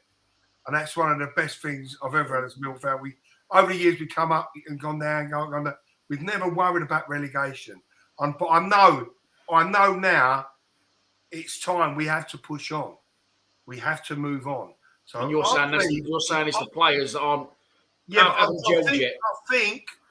think he will get it right. I think the players will start to know what they're about and what the clubs are about, and if they know now. I think with the criticism they've got to put in a shift, and they're not putting a shift. Once he gets over that thing and gets into putting a shift, and that word consistency, not that Jekyll and Hyde performances we're used to seeing. 1 minute we lose 1-3-0, lose 2-0, and things like that. I believe it will turn it around, and I reckon it will start to turn. I don't believe it's the next 2 games, but I think the next 5 games it will start to turn. Once a player gets used to playing that way. Sorry. We are. Someone's mic's clicking, I think. So we are predominantly slow starters, and we do every year seem to around Christmas go on or New Year go on like some mad 17-game unbeaten run. Mm-hmm. Joe, how do you think this plays out? Do you think we're wasting our time talking about Rowett out and who's going to replace him? Do you know what? I was just thinking this, and my answer is I honestly couldn't tell you. Like at this minute, because we weren't in a this similar position at this stage of last season, and we have always been slow starters. I get that. I'm kind of the attitude that the players do need a bit more time to gel, but I'm also thinking, how long? How long is this going to take? And I'd love to think that he's going to turn it round. I said it even when we had that stage where we didn't win in how many games was it? 14, 15 games. And I stuck through it. I said he's going to turn it round, and he eventually did. Turn it round last season, second half of the season. So I would like to think he's going to do that, but some of these performances I've seen this season, I can't see it now. And I don't know how it's going to turn out. How does he think, Ken? I think the bloke's a fucking con artist. I think he is. That is the feelings of Kenny Draper and not Lions TV as a business. Thank you. Just want to say that. I don't know who's worse as a con artist, the Phobia or Rowett. I think you were going to say. Look, this is the problem, and this is where Rowett's got all Millwall fans, in my opinion. We go and win 1-0 away to Rotherham on Wednesday night, and it's the G Rowett effect all of a sudden. I'm the bad guy. And we have this massive hype. But look, if we continue to play the way we're playing right now, the only reason why that table looks good at the moment is because we've only played 10, 11 games, and everything's still really close. Yeah, but you push that on to another 20 games, we are in the relegation if we carry on playing the way that we're playing. I don't think that we will be in a relegation battle this season. I think that we will probably more than likely, I said this at the beginning of the season, be about 15th, 16th if we have Rowett. But Rowett is there, he's a businessman, he's got a family to keep. He must know that it's not going well. And I honestly do believe that if he gets offered another job in the Championship on the same or better money for 100%. the same distance of contract, he will 100% leave us 100% dry without fail. But do you think other teams will take him? No. I think That's the thing. Again, I don't. He's becoming the Sam Allardyce of the Championship, type of thing. I think that someone like Middlesbrough might look at him because they see what he's done at Millwall, and Millwall is a steady ship to an extent. Yeah. So if you look at Rowett's, don't look at how we play. Don't look at it. He's a fucking absolute cheese roll. One of the most boring people alive. Look at the fact of how he's actually come in and maintained a club that potentially should be going around, knocking around the bottom end.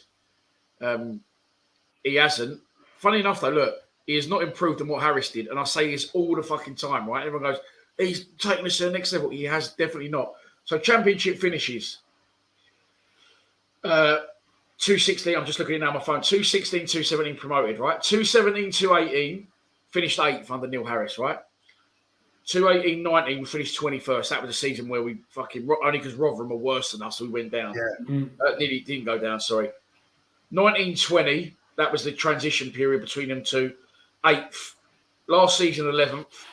Sorry, 2021, 11th. 21, 22, 9th.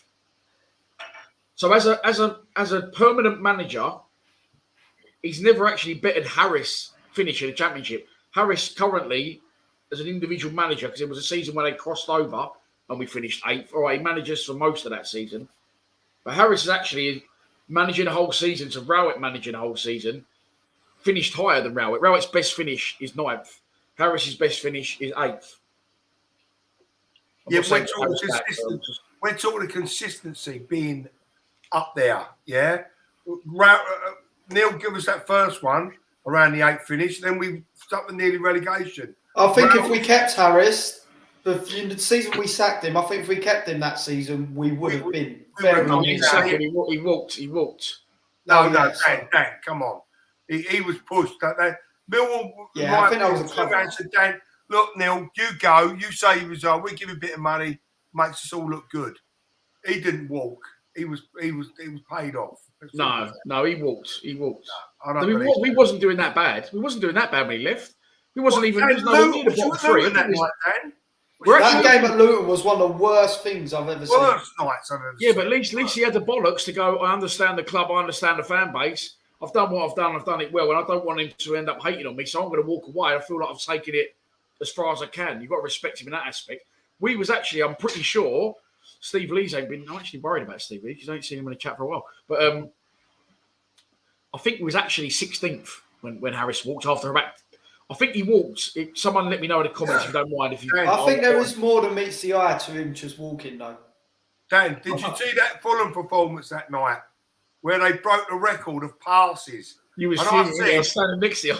I said they're going to hit 300 passes. You went, no, it takes you 3 games to get that. And they've had 80% possession. I think Kieran went, they ain't. You went, I'm telling you, they've had 80%. And at half time we checked it and they had 80%. Yeah. They absolutely, and that was that was the start of it. You know, when players didn't know what they couldn't get near the ball. And then it was on a dial. Neil had to go at that time. But like I say, maybe it is Rowett's time to go. But I believe it. I believe he'll turn it around. I really do. Okay, Gary O'Neill is a Millwall fan. I was going to say that earlier. Well, he's from Beckenham. I used to play against him. He used to play for Marvel's Lane. Back in the day. I don't know if he is a Millwall fan. I mean, look, everyone's entitled to their opinion. They're bottom of the championship. They played less games. Never in a million years. I used to actually play with Scott Parker. Never in a million years. He's from fucking up the road. Used to play for Elms and fucking Leaford back in the day. But never in a million years would Scott Parker come to us. Not even talking the ties from previous clubs that he's had. Chelsea, fucking West Ham, Charlton. Played for West Ham? Yeah. He played for fucking everyone, didn't he? Only good. Look, come on. No, I don't mean to be rude, but these people, a lot of the people that were saying, I forgot what I was going to say now. A lot of these people that are saying Sean Dyche were the same people that were saying we could get fucking Eddie Howe about 6 months ago. Cool. Do you know what I mean? Like, I like their ambition, but yeah, of course, 100%. Like, so do I. Don't get me wrong. I'd love to have Dyche just based on the formation he plays. Scott Parker looks good in Sabutio. What the fuck's that about? I used to fucking love Sabutio as a kid. Oh, yeah. My brother was 9. This has nothing to do with anything. My brother was 9 years older than me, and I used to play all the matches and fucking knock on his bedroom door and go, do the league. I used to make him work out the league table because I couldn't work it out with the maths. Mick McCarthy, some people throwing Mick McCarthy into the fucking mix. No. The bloke who got sacked by Watford, which is Rob Edwards, I think he's on the verge of becoming the manager somewhere else. A lot of people saying, get the Plymouth manager in. I don't know. Some people saying Gareth Southgate. I think I'd rather a lot of these people are trying to throw out some of these big names like Dyche and that, but sometimes you see these sort of young, sort of hungry managers that are doing a decent job in League One end up sometimes doing well. So everyone's just looking at the top end. Maybe like, I know again, going back to, we've still got Rowett, but if you was to look at manager, maybe someone the lower league, young up and coming. Yeah, do you know what, Joe? Do you know what? That's a good idea because Millwall are a little working class team, and from non-league, from like League One, League Two, most of them players have come from non-league. Them non-league players are working class players. Do you know what I mean? It's the ethos that we probably need is someone that's young, hungry, and has that mentality of going out and wanting to win instead of trying sort of has-beens with just people throwing out like has-beens in the championship that have been to everyone. Like, that's what I'm saying for now. It's a little bit of an Alex Neil. It's a bit of a stopgap. It's a little bit of Bruce wouldn't come to us, and I think he's going to get. I blame, by the way, so I watched a lot of West Brom games. I've had a lot on the telly. I blame Carl and Grant mainly for West Brom being where they are because Jed's put about 1,500 crosses on the plate for him, and he couldn't hit a fucking barn door. The geezer, he missed a penalty Saturday. But that type of manager, I'd rather go with an ambitious one and a young manager and go, right, and if that doesn't work out, then go, right, we'll go for a stopgap manager, which I think will happen. Christian Bastinelli, thank you once again, mate, for your donation. Super chats are open. You can donate to the channel via the comment section. I think you should probably look at managers the same way that you look at players. You know, you don't You don't go and buy a 38-year-old player most of the time, you know, that's not going to do much for you. You go to find a young prodigy, you know, that could get better. You know, like Fleming. I don't know about you guys, but I'm looking at Fleming and going, Fleming in 2 years' time is going to be out of this world. So you've got to maybe start taking punts on these younger managers, thinking that they're going to improve as well, maybe. Liam Rossini, I fucking love that guy as a pundit. And he was at Derby, wasn't he? But he's walked. I don't think that's any reflection on the results. I mean, they've not been doing fantastic, but they're in all... Wasn't he like a little stopgap, though? I've heard isn't he not still there, but he's gone to a sort of lower position on the backroom or something? Because it was only meant to be temporary, I think. Now, here for me is a stopgap manager in the Championship. Mark Warburton. Nah, not for me. Perfect example. Going backwards, that for me. Going backwards. I think it's just changing a fucking Like salt for shaker for a salt grinder. I don't think it's fucking doing anything. Muscat, people say, I think Muscat's, he thinks that in Belgium. He's managed, right, boys. I thought we've been going a while. Didn't realise. Down? No, it's about I'm happy to keep going, but I'll just... Next 5 fixtures. Rotherham away. Middlesbrough at home. It's not looking good, is it? What are we laughing at? Bristol City away. We are losing every single one of them games. Watford at home. West Brom at home. You know we're going to lose West Brom at home and Jed's going to score in the fucking 90th minute. Yeah. So Rotherham away. Middlesbrough at home. Bristol City away. Watford at home. West Brom at home. Right. I'm going to start this off. I actually said out the next 2 games, I thought we'd get 1 point. And I think I'm on course for that. That was I'm counting Blackburn and Rotherham. I think we'll draw 0-0 at Rotherham. I think we'll draw 0-0 or 1-1 against Middlesbrough. I think we'll lose at Bristol City. I think we'll get spanked by Watford. And I think we might, well, by that point, we might have a new manager, but I think we might draw against West Brom. So I'm saying no wins from 5. What are we saying, boys? I'm going to go Rotherham 2-0 to Millwall, 2-0 at Middlesbrough, draw at Bristol City, and lose the next 2. 4 points from 5. No, 6, 7. Rotherham win, Middlesbrough draw. That's 3. Bristol City, you say? Bristol City's a draw. 5. And then lose the next 2. 5 from 5 for Pete. Joe? No. Win at Rotherham. Beat Middlesbrough. That's 6 points. Oh, you said 2-0 Middlesbrough. That's why. I'm sorry. 2-0. 2-0 Middlesbrough. Win over Middlesbrough. 2-0 win beat Rotherham. Draw at Bristol City and lose the next 2. So yeah, you're saying 7 points from 5 games. I'm saying 1, 2, 3, 7. 2. I'm going to go 5. I said 4. I said 5. Pete said 7. Kenny's saying 0. I'm saying 1 point. I think we'll lose against Rotherham. I think we'll draw against Middlesbrough because he's at home and he's gonna be desperate. And Middlesbrough aren't doing that well at the moment. We'll get nothing out of Bristol City, and that will just be because we're away. We'll get nothing out of Watford, and the excuse will be, well, that's just because it's Watford. And I think the nail in the coffin will be West Brom at home. Do you know what though, Dan? Sometimes these games, especially these 2 last ones, the Watford and the West Brom, is where it just could turn for us. Is where I think we'd beat West Brom. We could turn up. We could just turn up. And it'll be like, if we beat, like, say, Watford or the crowd will be up for it, and it'll bring the fans and the players bond back together again. Because at the Den lately, it's been like a morgue, isn't it? It's been like a morgue. It's just not exciting to go to it. I mean, because we don't got no look forward to it. sparks. There's no buzz. There's not. It's a chore. It's It's a chore to go to the games. Yeah. It's a chore to go to the game. It's not enjoyable. There's no spark. There's nothing there. But they need a game to turn the season around. We need to beat one of them big games. Treat it like an FA Cup quarter final or something like that. Yeah, but that's exactly it. We don't. I know you're right, but we don't actually. We just don't do that. We're not going to get the crowds in for it, are we? Paul Wise is going 3 from 5. Steve's going 2 from 5. George's DeSantis is going 10 points. 2 wins, 2 draws for Lee Lion Blue. That's good as well. Trev saying 2 points. Charles is going lost, draw, draw. 4 points for Chris. Charlie saying lose, draw, lose at best. 2 points at most, 1 point. I mean, if the worst case is the outcome, surely he doesn't see the month out.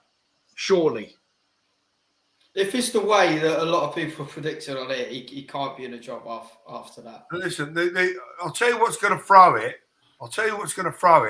It ain't about Millwall sacking him. It'll be the abuse that Rowett will start to get. And he won't want to stand there and take that abuse. And I think if he's aware. Wonder if he's aware of. Of course he is. He must have heard the songs. There's been a couple chants already this season, isn't there? At some point. 400 Millwall fans. He will walk. We're singing Gary Rowett, your football is shit. Yeah, he will walk. With the abuse he's going to get, he will have to walk, right? And it'll be one of the old under the table deals, like I said about Neil Harris, which I'm 100% sure. Same with Kenny Jackett. Time to go, and we pay you up, mate. We all look good. You look good, and I think with Rowett, with the abuses, it will be coming to him and his family. You know what it's like these days in football. That he won't stand for it, and Mill will pay him off, and he'll walk. I think he's got skin like a fucking rhino, mate. I don't think he's going anywhere. Love the Omar Optimism. If he walks, if another club comes in for him, that's a different fucking situation. No one's coming in for him. Away for 3 years' money, and like Kenny says, I don't think he really wants to be here. So he's not going to have gone to the graft of getting a new deal or signing one, and then walk away from that. I think he'll probably think, do you know what? They don't fucking like me. They never have. Regardless of him probably thinking he's done a good job, and on paper he has. I think he's going to go, no, fuck it. I'm going to sit tight now, and then I want my money before I go anywhere. Yeah, Trevor says, I love the Omar Optimism. I haven't got any left, and that's the way a lot of people are thinking.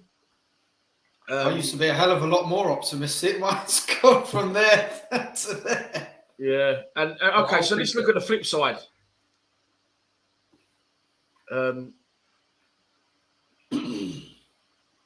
Sorry, someone said Jamie Day there. And I actually grew up with Jamie Day. Like, he was my best mate growing up. He's actually Swindon assistant manager. Must be a different Jamie Day you're talking about. That's what threw me there. Flip side of this, from the next 5 games, we get good results. We go up the table. We're in and around the top 10. What do we come on this show and say? Turn the corner. I told you I was right. Paper in the cracks. Paper in the cracks, yeah. I told you the G. Rowett effect is back. Yeah, but you can actually say you was right. Joe will say turn the corner. Yeah, Kenny, you'll say paper in the cracks. I think a lot of people will, and I'll just say what I've said all the time. I've accepted now. I've tried to be a lot more optimistic this season, and I've accepted what our club's become and what type of manager he is, and I'm learning to live with it. But I still don't think it's great. If you remember, you done an interview with me 3 years ago, and Rowett just took over, and I said I'll give him 3 years, and then he's got to push us on. Yeah. Well, he's only 3 years, and we're not being pushed on. You know what I mean? That's a negative aspect. But will he be the manager to take us forward? I don't think so. But he'll get us nearly there. You know, we've got another one in the wings ready, probably coming that will push us to the next level, which I don't think it's going to be Gary, but he'll be here for another year or so, I reckon. Fuck me. Unfortunately, until we get a bit more money in the club and they pick out Pep Guardiola, like I said, bring him down there. I know we always reflect on this, but I think it is where it is now, and it's never going to improve. I think we've established ourselves in the champ. I don't think it'll go to that next level. But honestly, like people saying Berylson give us money, it keeps the club afloat because our what's it called? It's down. Our fucking gates aren't great. Like Kenny said, you'll get pulled through the door. And whether we like to admit it or not, Millwall got this reputation of ferocious fans. We don't get people through the door. If someone went to Blackpool, maybe an outsider or you get a lot of Eastern Europeans go, we want to go Millwall experience. They turn up against Blackpool, they go, what the fuck is this? Yeah. I don't think we're going to go anywhere higher now without different investment. And with different investment, we'll bring a different type of player, which would attract a different type of manager. Yeah, look, here's a statement for you. I think that Berylson's done really, really well for our club. And he's kept us afloat for years. But it is time in that sense as well. Because Berylson, I can't imagine that Berylson watches every game. I know he makes it down as and when he can. But he must be aware of what's going on at the moment in that football club with the style of football, the way the fans feel, etc. I know it's a business, but like I say, things that negative will affect businesses. I just think it's maybe time for us to look at something different, but that's also very difficult because you could get some guy from Dubai comes down, throws a load of money at us. That's not necessarily what we want either, is it? No, there's a little bit of a catch-22. I think. I mean, look, we don't know John Berylson. I think the club are as happy as a pig in shit with what Gary Rowett's doing. In my opinion, from the outside looking in, I don't know anything. I think Berylson goes and fucking what an appointment that was, getting Rowett in. He's fucking stabilised the club. We didn't drop at all with him in charge. We've been 6 years in the Championship now. I was going to say we're difficult to beat. We're not, away from home, we're not anymore. This away form for me is another factor in. All right, home games, we used to win a lot of home games. We still do, but not as many as we used to. But the away thing, I mean, as a player, you'd surely be dejected going to Rotherham on Wednesday thinking, he's not going to let us go forward. He's going to play 3 at the fucking back, 5 at the back. Like, it must not be exciting to play as a player under the manager.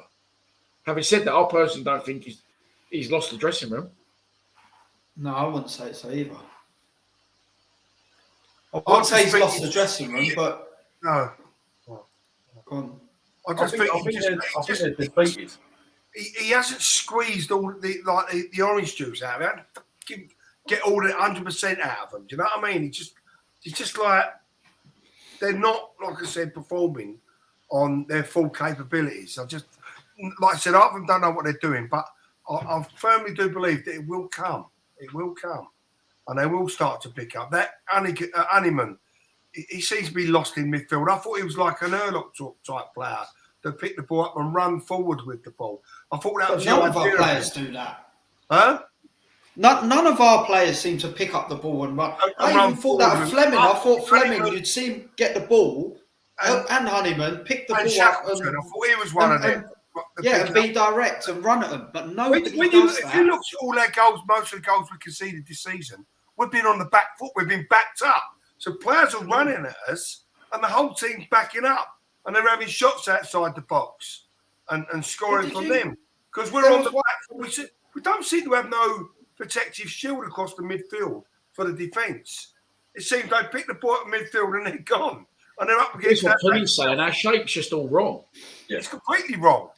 Another thing, on Saturday, there was a point where we was on the break, and every time we go on the break these days, I can't even get excited because I know, again, going back to the confidence thing, I don't think our players have got no idea what to do when they're going forward. No. We go on the break and you just know, oh, this is going to be slow. They're going to wait for everyone to get back. They don't know where to go. They'll end up a sideways pass or lose it. We have no idea what to do going forward. But saying that, look at shambles at the back in a minute. Saying that, Joe, when we got that goal against Blackburn the other day, I did see that one on the highlight. Oh, no, not set piece, sorry. Cooper was in the box, right? Yeah, but that was a cross coming in. But when we're on the break, running direct at players through the middle, we've literally got no idea what to do. Well, we had two good. I mean, a lot of people said stick Cooper and fucking Creswell up front because I know that would never happen, but it just highlights how bad we are striking wise. And people say we don't create. Well, Creswell and fucking Cooper are managing to score goals. But what you said, Joe, go on. We create when we're 2-0 down. The most chances I see us create is last 10, 15 minutes of a game when we're 2-0 down and we've barely got any chance of getting back. We create more in that 10 minutes than we do in the rest of the 80 minutes. I'll tell you exactly what happens is that he puts more attackers on and then he plays them really wide. So he plays them really wide. And then you've still got that one. So you play with 3 up top, apart from 2 of them are really, really wide, almost essentially wingers, which is how we scored the goal, by the way, because Bury was out on the wide, put it in, and Cooper scored. But that's why we can't go through the middle, because you've got Billy Mitchell that predominantly would sit in that situation anyway. Fleming, who's probably, trying to find a pick a pass. The ball's never going to go forward because you've only got one player to pass it to, and that player's been marked by 2 or 3 players. That's a phobia. So it has to go wide, and then we either lose it or we get a cross in. But the problem is, and it's the same argument, when we had Matt Smith in the team, we never put a cross in the box. Yeah. But now all of a sudden we're logging it 70 yards or putting crosses into the box for a phobia to mess his hair up. This is the thing. I know a lot of people, have a pop at a phobia, and he got a lot of shit Saturday. And going back to what Joe said, on the break we make the wrong decisions. Well, twice we turned them over, and we actually caught them on the break. And I don't think we made the wrong decisions in that instance. But usually, I agree with Joe. We do. I think one where Billy Mitchell turned it over, we didn't capitalise on it, and the second one they had a free kick that broke down. Styles broke through and put a phobia in. And phobia fired it over the goal, but what he didn't do was stop and go back, and then go back and go back and go back, and then long pumps it downfield. I say this time and again. A phobia, I think, will score goals. I don't think he's fantastic. I don't think his all-round game is great. Same with Bradshaw, but they scored 24 goals last season. I can't see a lot that a phobia did wrong on Saturday, and people will go, well, I thought he was shit. Balls fired up, 70-yard balls in the air. He's not going to win them. Boom, loses the header. Boom, loses the header. I've been saying this all season. There's nothing he can do in that situation. A phobia is what I always say I want my striker to be. Play on the shoulder of the defender, make the right runs. But we can't find him with the right run. He makes those runs. We can't pick the balls. He makes those runs, and none of our players are quick-minded enough to play the pass. Or the time they do it, it's too late. Everyone's back, and But if you're playing a game that's not to a phobia strengths, then you shouldn't be playing a phobia. That's the thing, right? So if you've got players that can win header, i.e. Bradshaw, like this season when I've seen him come on, he's been the one that's been flicking the headers on to try and get them down to a phobia. Like, literally just play someone else then. So we're not playing you're right. I think we've got to go back to the 2 of them up top. Play a different... Yeah, go back to the 2 of them up top. Yeah. Bradshaw and a phobia. That's how we done all right towards the second half of last season. How about when Mr. Glass Ankles comes back, eh? It'll make a difference. Mason Bennett. Do you see what Connor put on Connor put on Twitter earlier? Mr. Glass Ankles. Mason Bennett. So earlier on, Mason Bennett played for the 21s today. Who is that? Mason Bennett played for the under 21s, and he scored. And Con done some sort of... Was it a meme from like the Jungle Book? He's alive. Lion King, when they saw that Simba's alive, he goes, he's alive? He's alive! Glass ain't. He's unfortunately. Do you know what? I was thinking this today as well. I was looking, when I make thumbnails, I look for good photos of the players in kits so I can cut them out nicely. Do you know what I mean? Like, and put them on the thumbnails for watch alongs. They use Mason Bennett for the kit every fucking season. Next season, they should put him in a fucking hospital gown. In a wheelchair. That's his real kit. In a wheelchair. Like, he's another one. But again, like spaghetti legs Malone, he'll be straight back in. I would like to know, in everyone's opinion, what is the best position for Fleming? 10. It's got to be the 10, I'd say. Well, behind the front two. Yeah. I'd play Fleming behind Bradshaw and a phobia. You know it. Listen. I say it time and time again. As much as we love Morrison, as much as we love Gregory, and they are better players than Bradshaw and a phobia, I think. But a lot of their damage was done in League One. Bradshaw and a phobia scored 24 goals last season as a strike duo. It's almost like you don't want to score goals. Oh, fuck, they scored 24. I better not do that again. And I'll put Fleming behind them. I'd have. I think we need some sort of leadership in midfield. So I'd have probably Saville and Mitchell behind them, or Honeyman and Mitchell. Danny Mack seems to be. Then the that means forgotten man go of the after club. 5 at the back. I'd have a flat back 4, and I'd have Styles probably left back, Hutchinson and Cooper centre backs, Danny Mack right back, or Murray Wallace left back and Styles in midfield. But Danny McNamara seems to be the forgotten fucking man of the club, doesn't he? Yeah, I think there's problems there, to be honest. Without saying too much, there's problems there, massively. What's that? With what? With Danny Mack. I think so. I reckon there's been some sort of fallout along the line. There has, yeah. I mean, again, Ken, you said it. He hangs the players out to dry, and he did do that with Danny Mack. Yeah, I mean, we all know what went on. Dan, is there any truth in the what I read about Charlie Cresswell, that Leeds have got the option to call him back in January? I saw that. It was on weirdly, that was on like a Luton Observer or something like that. Look, listen, Shackleton played every game centre mid. Now he's been put a right wing back. They've got a gun to our head there, Leeds. And the thing that fucks me off about that is, right, Hayden Muller is a fucking good player. Trust me, he's better than fucking Cresswell, or he wouldn't do any worse. Put it that way. Alex Mitchell, all right, he's playing in Scotland. These are our players. Bessart Topola's gone out on loan to Dagenham, and we've got Malone in the side. We've got no ambition or forward thinking in terms of not the pitch, the club. As you know, we have to find these homegrown talents, and instead of maybe as bad as we're doing, if we're winning every week, you can't argue with Malone, you can't argue with Cresswell. But we're not bringing the players that we actually got, because at the minute, could they do any worse? Topoloj, Muller, fucking Bury, Alex Mitchell. I think what we need that Tyler Bury, to be a 90-minute player. Again, I don't think the guy's fit enough. No, but I think start him, especially at home, go at teams, get a lead, and then defend that lead instead of defending at 0-0 and then knowing we're going to concede anyway. Every time he starts, I'm not impressed by him. But every time he comes off the bench, I am. Do you know what I mean? He feels like he's one of them players who's got something to prove by coming off the bench, which he done brilliantly. Yeah, I just wish he could do. I wish he could be a 90-minute player, or even not 90, let's say 75-minute player or whatever. You know what I mean? He just don't seem to have the energy to go 90 minutes.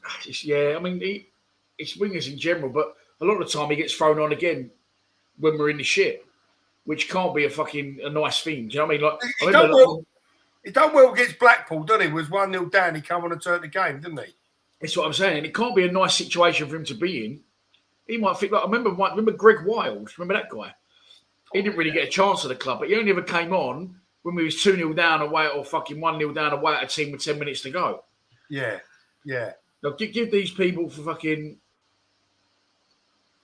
give these people a fucking chance from the off. I saw this. Hayden Muller didn't play for the under-21s today. Could he be in the squad on Wednesday? He's another one that's taken a massive backward step at the club. Not anything to do with himself. Because I know him and his family personally. I know he's very dedicated. I know he's a great player. I know he never lets his head drop. And I know they think, it is what it is. It's tough to get in. But he was playing during lockdown. Why are we not playing these players? Cresswell, man, honestly, is not a good player. I think the problem is now is that it's too late for him to introduce people like Hayden Muller, because it now just looks like a desperate act. It makes it look like he's held his hands up, he's made mistakes, and he's stubborn, so he won't do that. Yeah, the same with the Long Bart situation. You know, I'll be honest. I watched. I was there on Saturday, and I thought Long looked decent. Well, I'm going to counter that because I agreed with everything you said on your video. I thought Long was absolutely fucking useless. Did you? Because was their first goal? So inconsistent, and what you need is a keeper is consistency. He made a couple of good saves. It was coming out, going back, fucking changing his mind. The first goal was his fault. And also, as well, I think he's been brought in for his distribution. And he's fucking pumping it anywhere. Yeah, so he... look, I can only go on the first half because the second half, I couldn't really see the two goals that they scored in the second half that well. I could tell that he fucked up, but to what measure, I didn't know. But there was a a save in the first half that I don't know whether even any of you would have seen. Near post.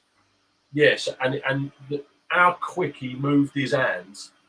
So there was that one, but there was also another one where it would have gone in if he hadn't tapped it. Yeah, I know what you mean. You saw someone needed it, he hit someone else and he got his hands to it. That's it. But again, it's another, I mean, it's not about changing things and taking risks. It was a strange decision to drop. Why drop Bart out of everyone?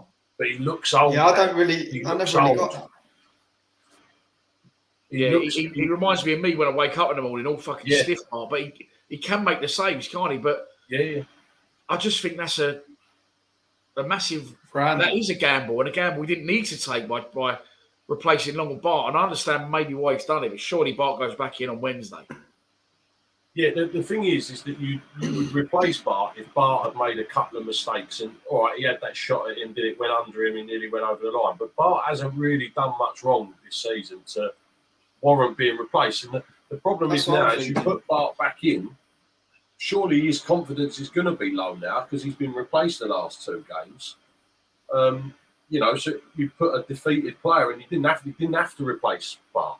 Out of all the players, that's what I'm saying. Of all the players you would replace, it probably wouldn't have been Bart, would it?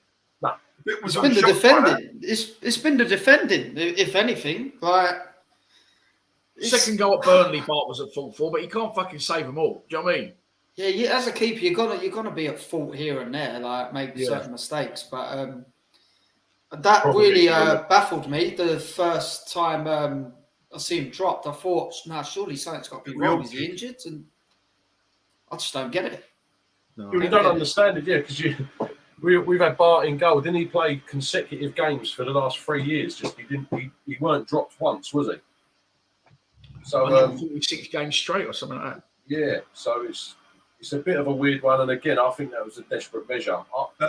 I appreciate that he's maybe coming to the end, Bart, so you've maybe got to start giving Long a go.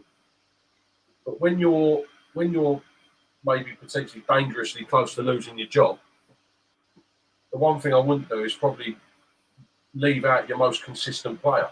Back-to-back. Very strange decision. Very strange decision to make. Very strange decision. All right, boys. Well, look, we've been going nearly 2 hours now.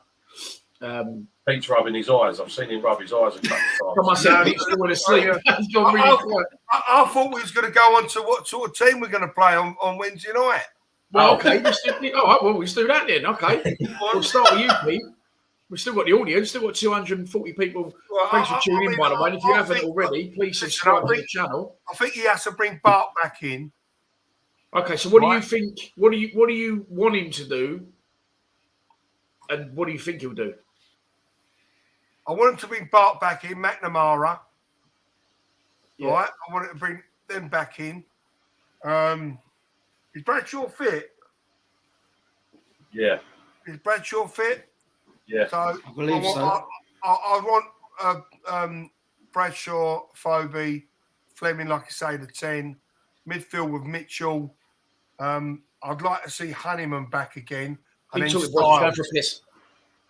Styles, yeah. I'd like to see that Hayden Muller, that little rumour come up there. I wouldn't mind seeing him play instead of Cresswell. And Cooper and Murray Wallace, right? That's my sort of team I sort of would like to play. I'd like again. So what would you have, Pete? I'd have at the back. I want to see McNamara back in, Murray Wallace, right, and then I'd have that Hayden Muller if we could get him, give him a chance because it ain't working out with Cresswell, with Cooper, and then the midfield, Honeyman, Mitchell, Saville.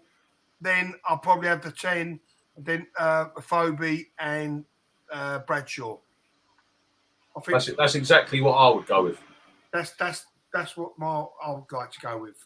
Yes, would you have Fleming in the 10 and then a Phobie and Bradshaw up top? Yeah, that's it. I would do that, and you maybe have to play like a sort of if you want to revert. Listen, he's probably not going to go 4-4-2, but if you want to revert to 4-4-2 style, I think you're going to have to sort of have a diamond midfield. So Phobie and Bradshaw up top, Fleming just behind them, but then you're going to need the defensive midfielders, probably Mitchell. And then I'd go I'd try and play 2 out-and-out wingers. I'd have Bury start on the left, but then who would you say at the minute is a out-and-out sort of right winger for us? I don't know. So Bury. I'd maybe Honeyman. Did you say? Yeah. Try. Maybe play Honeyman there on the right, and then I'd just go Cooper and Murray Wallace centre backs, and I'd throw Malone back at left back, and then I'd just give a go putting Danny Mack back in at right back. But don't you think what you're saying? That's a very weak midfield. Where they'll just be running through us like they've done every other game. There's not enough defence midfield in now, I don't think. No, but we've been guilty of being too defensive before. Otherwise, we ain't got nothing going forward. I think that maybe the only thing that I'd probably disagree with Pete is I don't mind Danny Mack, but I actually think that Shackleton's done really well on the right. I don't think he's done anything. I thought Shackleton played well Saturday. Maybe even try Shackleton. Would he be any different playing a little bit higher up, playing him on the right wing? Maybe give him a go.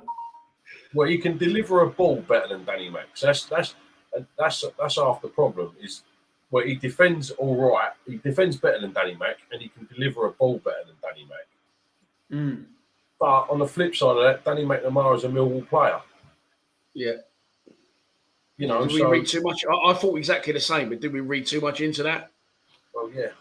You know, that's the thing, isn't it? You know, but then you could say the same about Afobe and Bradshaw. You know, Afobe isn't a Millwall player, is he? 24 goals. Stats don't lie. As they know, But Brian no, once said, no, I he's not, is he? heard bits and pieces of that, boys. I was having a very long piss. For those probably sounding comments, yeah, the shit, I didn't.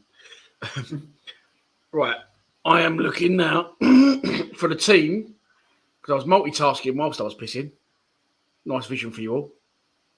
And I uploaded the team that I would start onto my phone. I'm going to put it on the screen now. It's just uploaded. That I would start on Wednesday. And again, I'm doubting myself now. I'm contradicting myself because looking at this team, I think this team could do damage. Balkowski in goal, flat back 4, Murray Wallace, Jake Cooper, Sean Hutchinson if fit, and Danny McNamara. Billy Mitchell in an anchor role, Styles buzzing around central and left, Honeyman buzzing around central and right, Fleming in a 10 behind Afobe and Bradshaw. You play that team against Rotherham, you'll beat them. I like that. I didn't realise. Is Hutchinson fit? Is he back then? Well, they said he was. Him and Mason Bennett were back in contention for the other night. But they didn't. They wasn't in the squad. Sorry, on Saturday against Blackburn. But I believe that they are both fit. I really like the look of that. I'd go with something very similar. I just didn't realise Hutchinson would be ready. Otherwise, I'd have that as my back four. Well, whether he is or whether he isn't, best case scenario, everyone's fit. Yeah. Well, if everyone was fit, I'd put Styles at left back, put Saville in the midfield. I'd have Honeyman out, and I'd put Leonard in, and then that would be my Smith, isn't he? Huh? He's your new Matty Smith. He's my new Matty Smith, yeah. So I just think that if you've got Saville, Mitchell, and Leonard in the centre of midfield, that is an absolute motoring machine. Yeah, I agree with that. You've got Styles and not Danny enough pace, in my opinion. I think Styles can unlock a door, and I think he is quite direct. And I think that Leonard can't stay fit, unfortunately. Yeah. I know we're saying best case in he's fit. I just don't think Styles is very direct in midfield. I think he's quite direct as a left wing back. But I didn't even know he was playing on Saturday. I completely forgot about him. My best mate said the same, was even on the pitch. Yeah. His best game for us by far was his debut at left back. At left back, he had an absolute blinder that game. Yeah. And then he sort of tinkered about with him, goes, try him in field, try him here. And he just seems to have gone off the radar. People agreeing. Paul Wise says, that's my team, Dan. Peter Ryder said, that's the team. I do like that, to be fair. Yeah. I mean, I think we all in agreement that the thing needs fucking off. The five at the back and the wing backs. And put the two up top. Yeah. And I think as well, I think you've got a great like for like there in Bury for Fleming if Fleming's game isn't maybe working out or it fucking doesn't pay off. which runs out of legs. Or even Fleming in for Styles there. You've got He Bennett. plays 5 at the back. Listen, Well, if that's the team, Dan, I'm going to go with 2. Like, I'm sticking the 2-0 away with Millwall for that one. yeah, that ain't going to be the team, though. I mean, do you know what? He did it once before. Right? He changed it to a back 4. And we beat, all right, we only beat fucking Wickham at home. It was a midweek game. I think it was on telly. And I kept saying, play Conor Mahoney in a 10, play 4 at the back. Everyone was saying, play 4 at the back. And he did it, and we won 2-0 quite convincingly. He's watching tonight, Dan. He's watching tonight. He's watching tonight. Rowett, imagine he comes up with that exact thing on Wednesday. Yeah, imagine. Unfortunately, he is, because there is obviously our Gary. I'll call him our Gary Rowett, because we've got our Steve Morrison. Steve Morrison's made that his own one. Dan, we just found our new manager, Dan from Lions TV. Yeah, fucking hell. Well, look, all right, yeah, but it's not just me saying it. I think everyone's of the same fucking opinion. Play 2 strikers. Scrap the 5 at the back.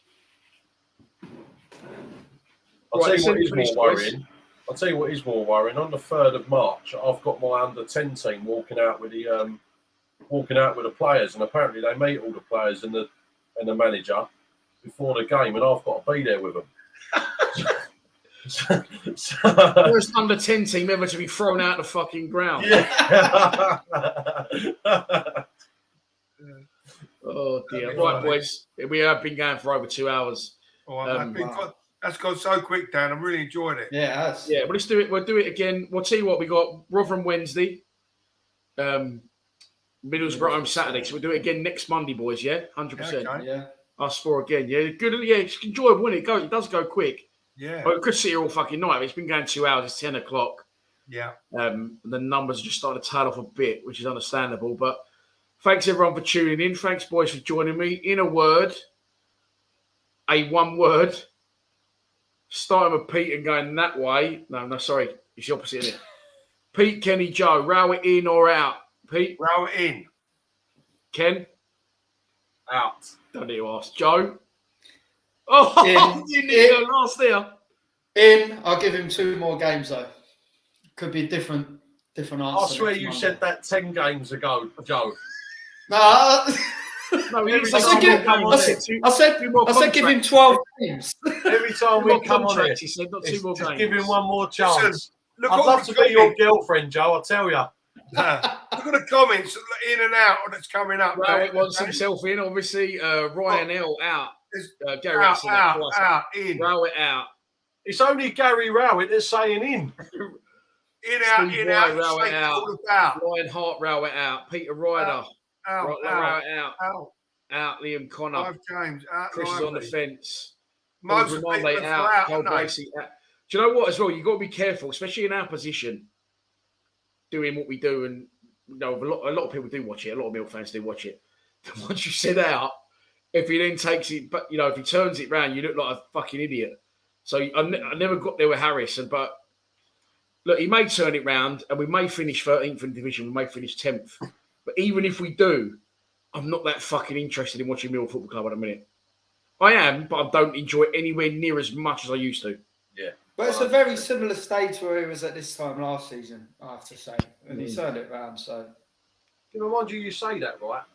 The last couple of games of last season, everyone was over the moon because we could have got in the playoffs. But the answer to the fact of the matter is that we should have got in the playoffs last season. Yeah, I get that, yeah.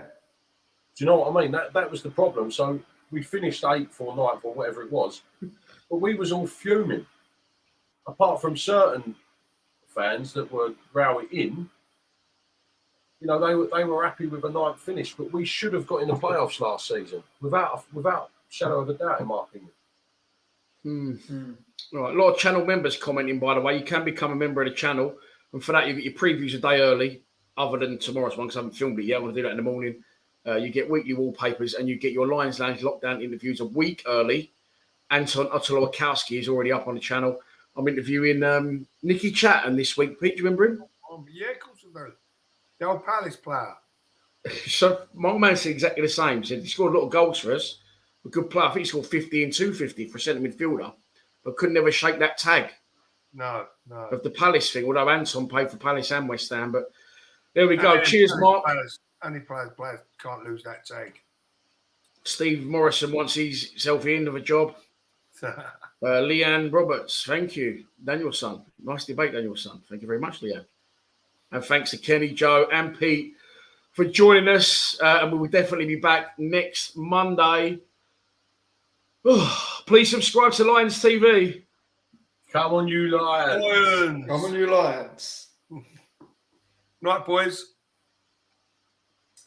Hang on, we're not out yet. Right. Come on, you Lions. Come on, you Lions. We're still not out. I thought you say, right, boys, I'm going for a shit. What's that? I think Please subscribe. Please Come on, subscribe you to Lions Lions. TV. I think we're still on.